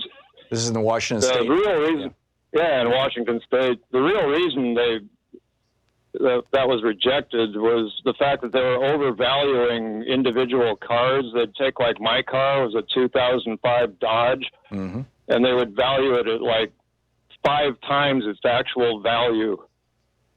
And they were ripping us off. How do they do that? That's what we got taxed for. My car is worth $1,000. They tax me as a car that's worth $5,000. Is there an appeal mechanism for that, like there is with property taxes? No, none. Huh. Interesting. Okay, Lowell, I like I said, I don't live in Washington. I'm not all that familiar with the topic, but apparently it's a hot topic up there. Fascinating stuff. Robbie in Portland. Hey, Robbie, what's on your mind today? Yeah, Tom, I just wanted to say it's kind of crazy, but there's people literally right now, we're in a very can you hear me okay? Yeah, just fine. We're living in that dangerous time because literally people on the Republican side believe what they want to believe. And then there's individuals, I think it's ironic because Democrats are in the same thing. And I'll get my point really quick. Like there's a lot of people that I'm talking to, and when I bring up that the DNC rigged the primary election in 2016, they say that's Russian propaganda. Well, no, Donna Brazil wrote about it in her book. She wrote an apology to Bernie Sanders. It's a whole chapter in her book. Well, and I know she was the head of the Tom, DNC. but I'm saying a lot of Democrats, I know that, but I'm saying, though, a lot of Democrats think it's Russian propaganda, and that I'm a sexist when I say that Hillary Clinton rigged the election. But at a certain point, Robbie, we've got to say that's water under the bridge. Let's learn from that. Let's not make that mistake again. If we're not able to discuss this, isn't it going to happen again? Yeah, absolutely. That's my concern for 2020. Well, so okay. I'm not trying to censor you. I mean, if I was trying to do that, I would have cut you off as soon as you said it. We have to acknowledge that there were serious problems with the Democratic primary, and some of them fall into the category of what you might call rig, and others of them just fall into the category of I think party dysfunction, and the party is still working through that dysfunction. I mean, now we've got this situation where the superdelegates won't vote until the second ballot. Well, with this big a field, odds are there's going to be a second ballot. So we're going to be back to arguing about superdelegates in another 6 or 8 months. Just, mark my words. And I think it's really unfortunate. But, the party is moving in the right direction. I'd like to see it move a little faster. Robbie, thank you for the call. Kelly in Berkeley, California. Hey, Kelly, what's up? Okay, hi. I wanted to talk about, thank you. It's been a wonderful day listening to all the different opinions. Thank you. I can hardly hear you, though. Can you crank her up, Sean? Thank you. Is this better? I want to talk about ranked choice voting. Yes. And we do this in Berkeley, and there's 2 examples from the 2016 election, our mayor and one of the council members. And in ranked choice voting, the person who comes in last, then that dropped person off. What? That person who comes in last gets dropped off, and your second choice becomes your choice, right? Then their second choice, then their second choice votes get redistributed. Correct.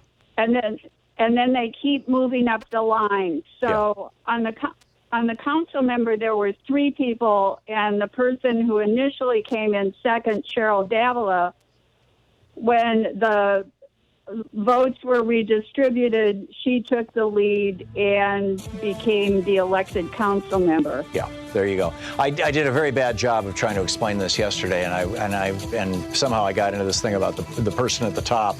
It's really the person at the bottom. That, if I had voted for Ralph Nader because he came in very last, then my vote would have been redistributed to Al Gore, to use my example from yesterday. Kelly, thank you. Thanks for clearing that up, and thanks for making that point. I appreciate it. It's 47 minutes past the hour. You're listening to Thom Hartmann. Visit ThomHartmann.com for audio and video archives. It's the program where we dare to ask, is Walmart a person? And we dare to say, no, not a chance. Give me a break. We'll be right back.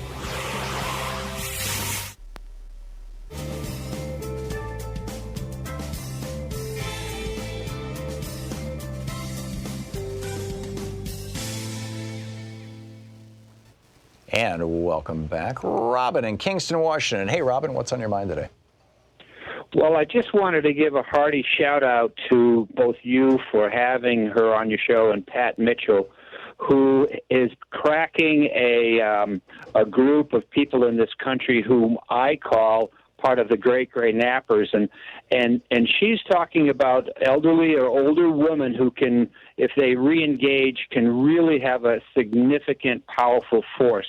Yes. In 2015 or so, it dawned on me that matriarchal approaches are very, very good. So I erected some banners and some message boards that say elect and sustain matrilineal governances. And it is that is one of the messages that I was holding when I got arrested in Kingston, standing in a public park at a music concert.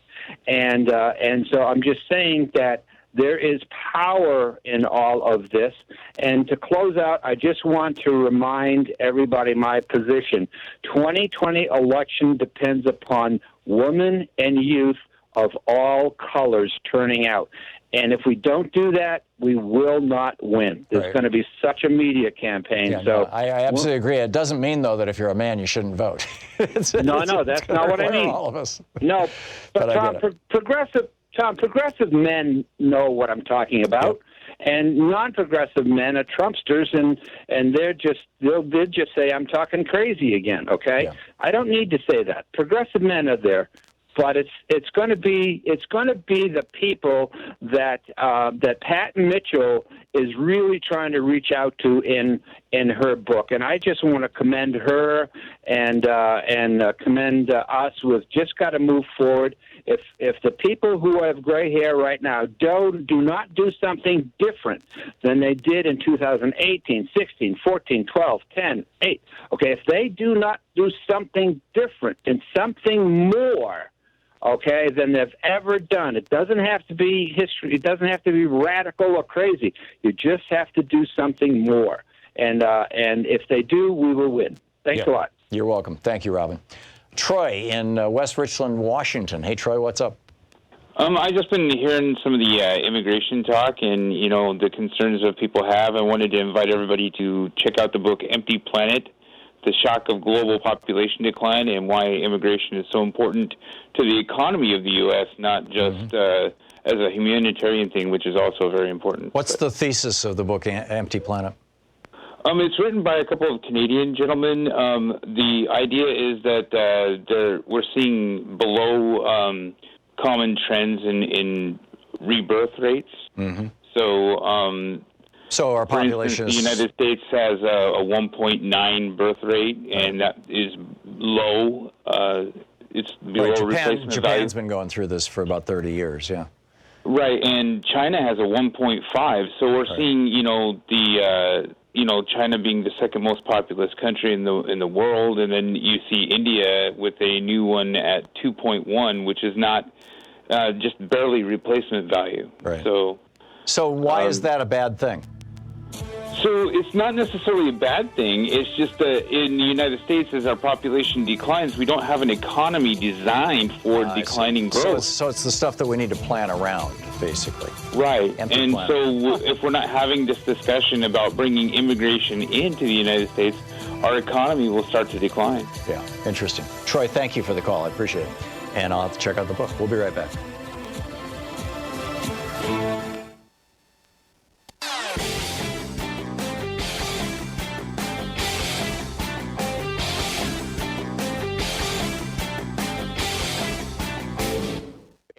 Thom Hartmann here. My new book, The Hidden History of the Supreme Court and the Betrayal of America, has arrived.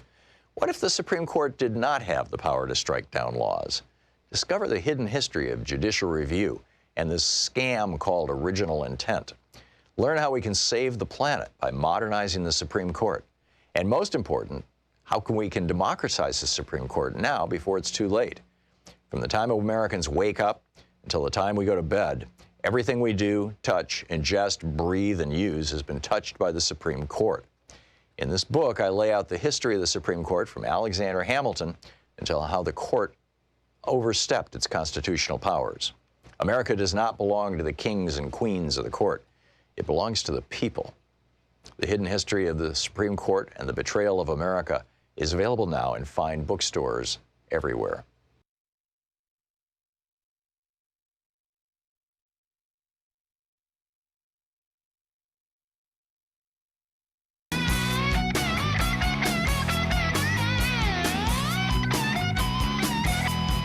It's Friday here on the Thom Hartmann Program, and Philip in Atlanta, Georgia. Hey, Philip, what's on your mind today? Hey, Tom, thanks for taking my call. Sure. Wanted to let you know that he's here ruining the traffic. It's ruined at this Trump? moment. Yeah. Oh, yeah. Oh, yeah, I thought he was going to Alabama for the game. I guess that's tomorrow, though, isn't it? Well, yeah, the game's tomorrow, but I see the motorcades, the freeways are full of officers controlling traffic, and it's bad. But anyhow, I'm sorry for you, Philip. I lived in Atlanta for I think 13 years. It's a great town, but the traffic really got wild. You're not kidding. You're not kidding. But the reason I called is he's showing up for something to do with Blacks for Trump. I doubt very seriously that you'll find many people attending except the people that he's bringing in. Folks here do not support what this guy did. If you think about the Central Park Five, the fact that this guy basically tried to have innocent young minority kids sentenced to death by running newspaper ads in his restaurants. When he comes in, his staff will have been known to move blacks towards the back of the restaurant so that he didn't have to see them. The fact that this guy has been sued successfully for discrimination by not allowing African Americans to live in his apartment. By the federal government. So this guy, yeah. So this guy has just had a long history of just abusive, discriminating behavior, and I don't suspect that he'll be getting that kind of support. And these people who do support him, I would imagine they're just not aware that these things actually occurred. Yeah. I think you may well be right, Philip, and soon I think our long national nightmare will be over. I really do. Philip, thank you for the call. I appreciate You're more than it. welcome. Thank you for listening. Yeah. Russ in Portland. Hey, Russ, what's on your mind today? Well, I concur in what you just said about our national nightmare soon being over, but I've got bad news for you. You need to read a book by Christopher Wiley. Do you know who Christopher Wiley is? I have the book. Did we interview him, Sean, or did we just? We did. Yeah, we had him on this program a couple of months ago, about a month or so ago, when his book first came out. Yeah, about Cambridge Analytica and the whole, the super deep way that they can use Facebook to grab you by the parts of your mind you don't even know are there. And Trump is doing that right now. He's spending a fortune on Facebook right now. Well, Cambridge Analytica has been reconstituted inside the Trump campaign. Yes. That's the problem. Yes. That's the problem. And he has the 6'8" Rasputin clone named Brad Parscale, who says he's going to create a Trump dynasty in this country, and this is how he's going to do it. And people need to know what is and Mark Zuckerberg is all fine to help him out doing it. Yeah. Can I say one more thing? Yeah, sure. Yeah, about the Hispanics who worship Trump, like the woman's relatives in Texas and the guy you had on the air. It all comes down to right-wing Catholicism and fetus worship. That's what it's about. I know that that's a very, very large factor, and although I think with that particular caller also his being a wealthy business owner had something to do with it. Russ, thank you for the call. Spot on. And thank you for being with us this week. I hope you have a wonderful weekend. Louise and I are going to take a few days off for our anniversary, and I'll be back on Tuesday. Jefferson Smith will be here on Monday, and with a great live show. And that he and Sean have been planning out. I'm looking forward to listening to it, and I hope you have a wonderful weekend. And don't forget, democracy is not a spectator sport. It requires you. So share Progressive Media with your friends and get out there, get active, tag You're It. I'll see you. Well, the show will be back on Monday. I'll see you on Tuesday. You've been listening to Thom Hartmann. For audio and video archives, visit thomhartmann.com.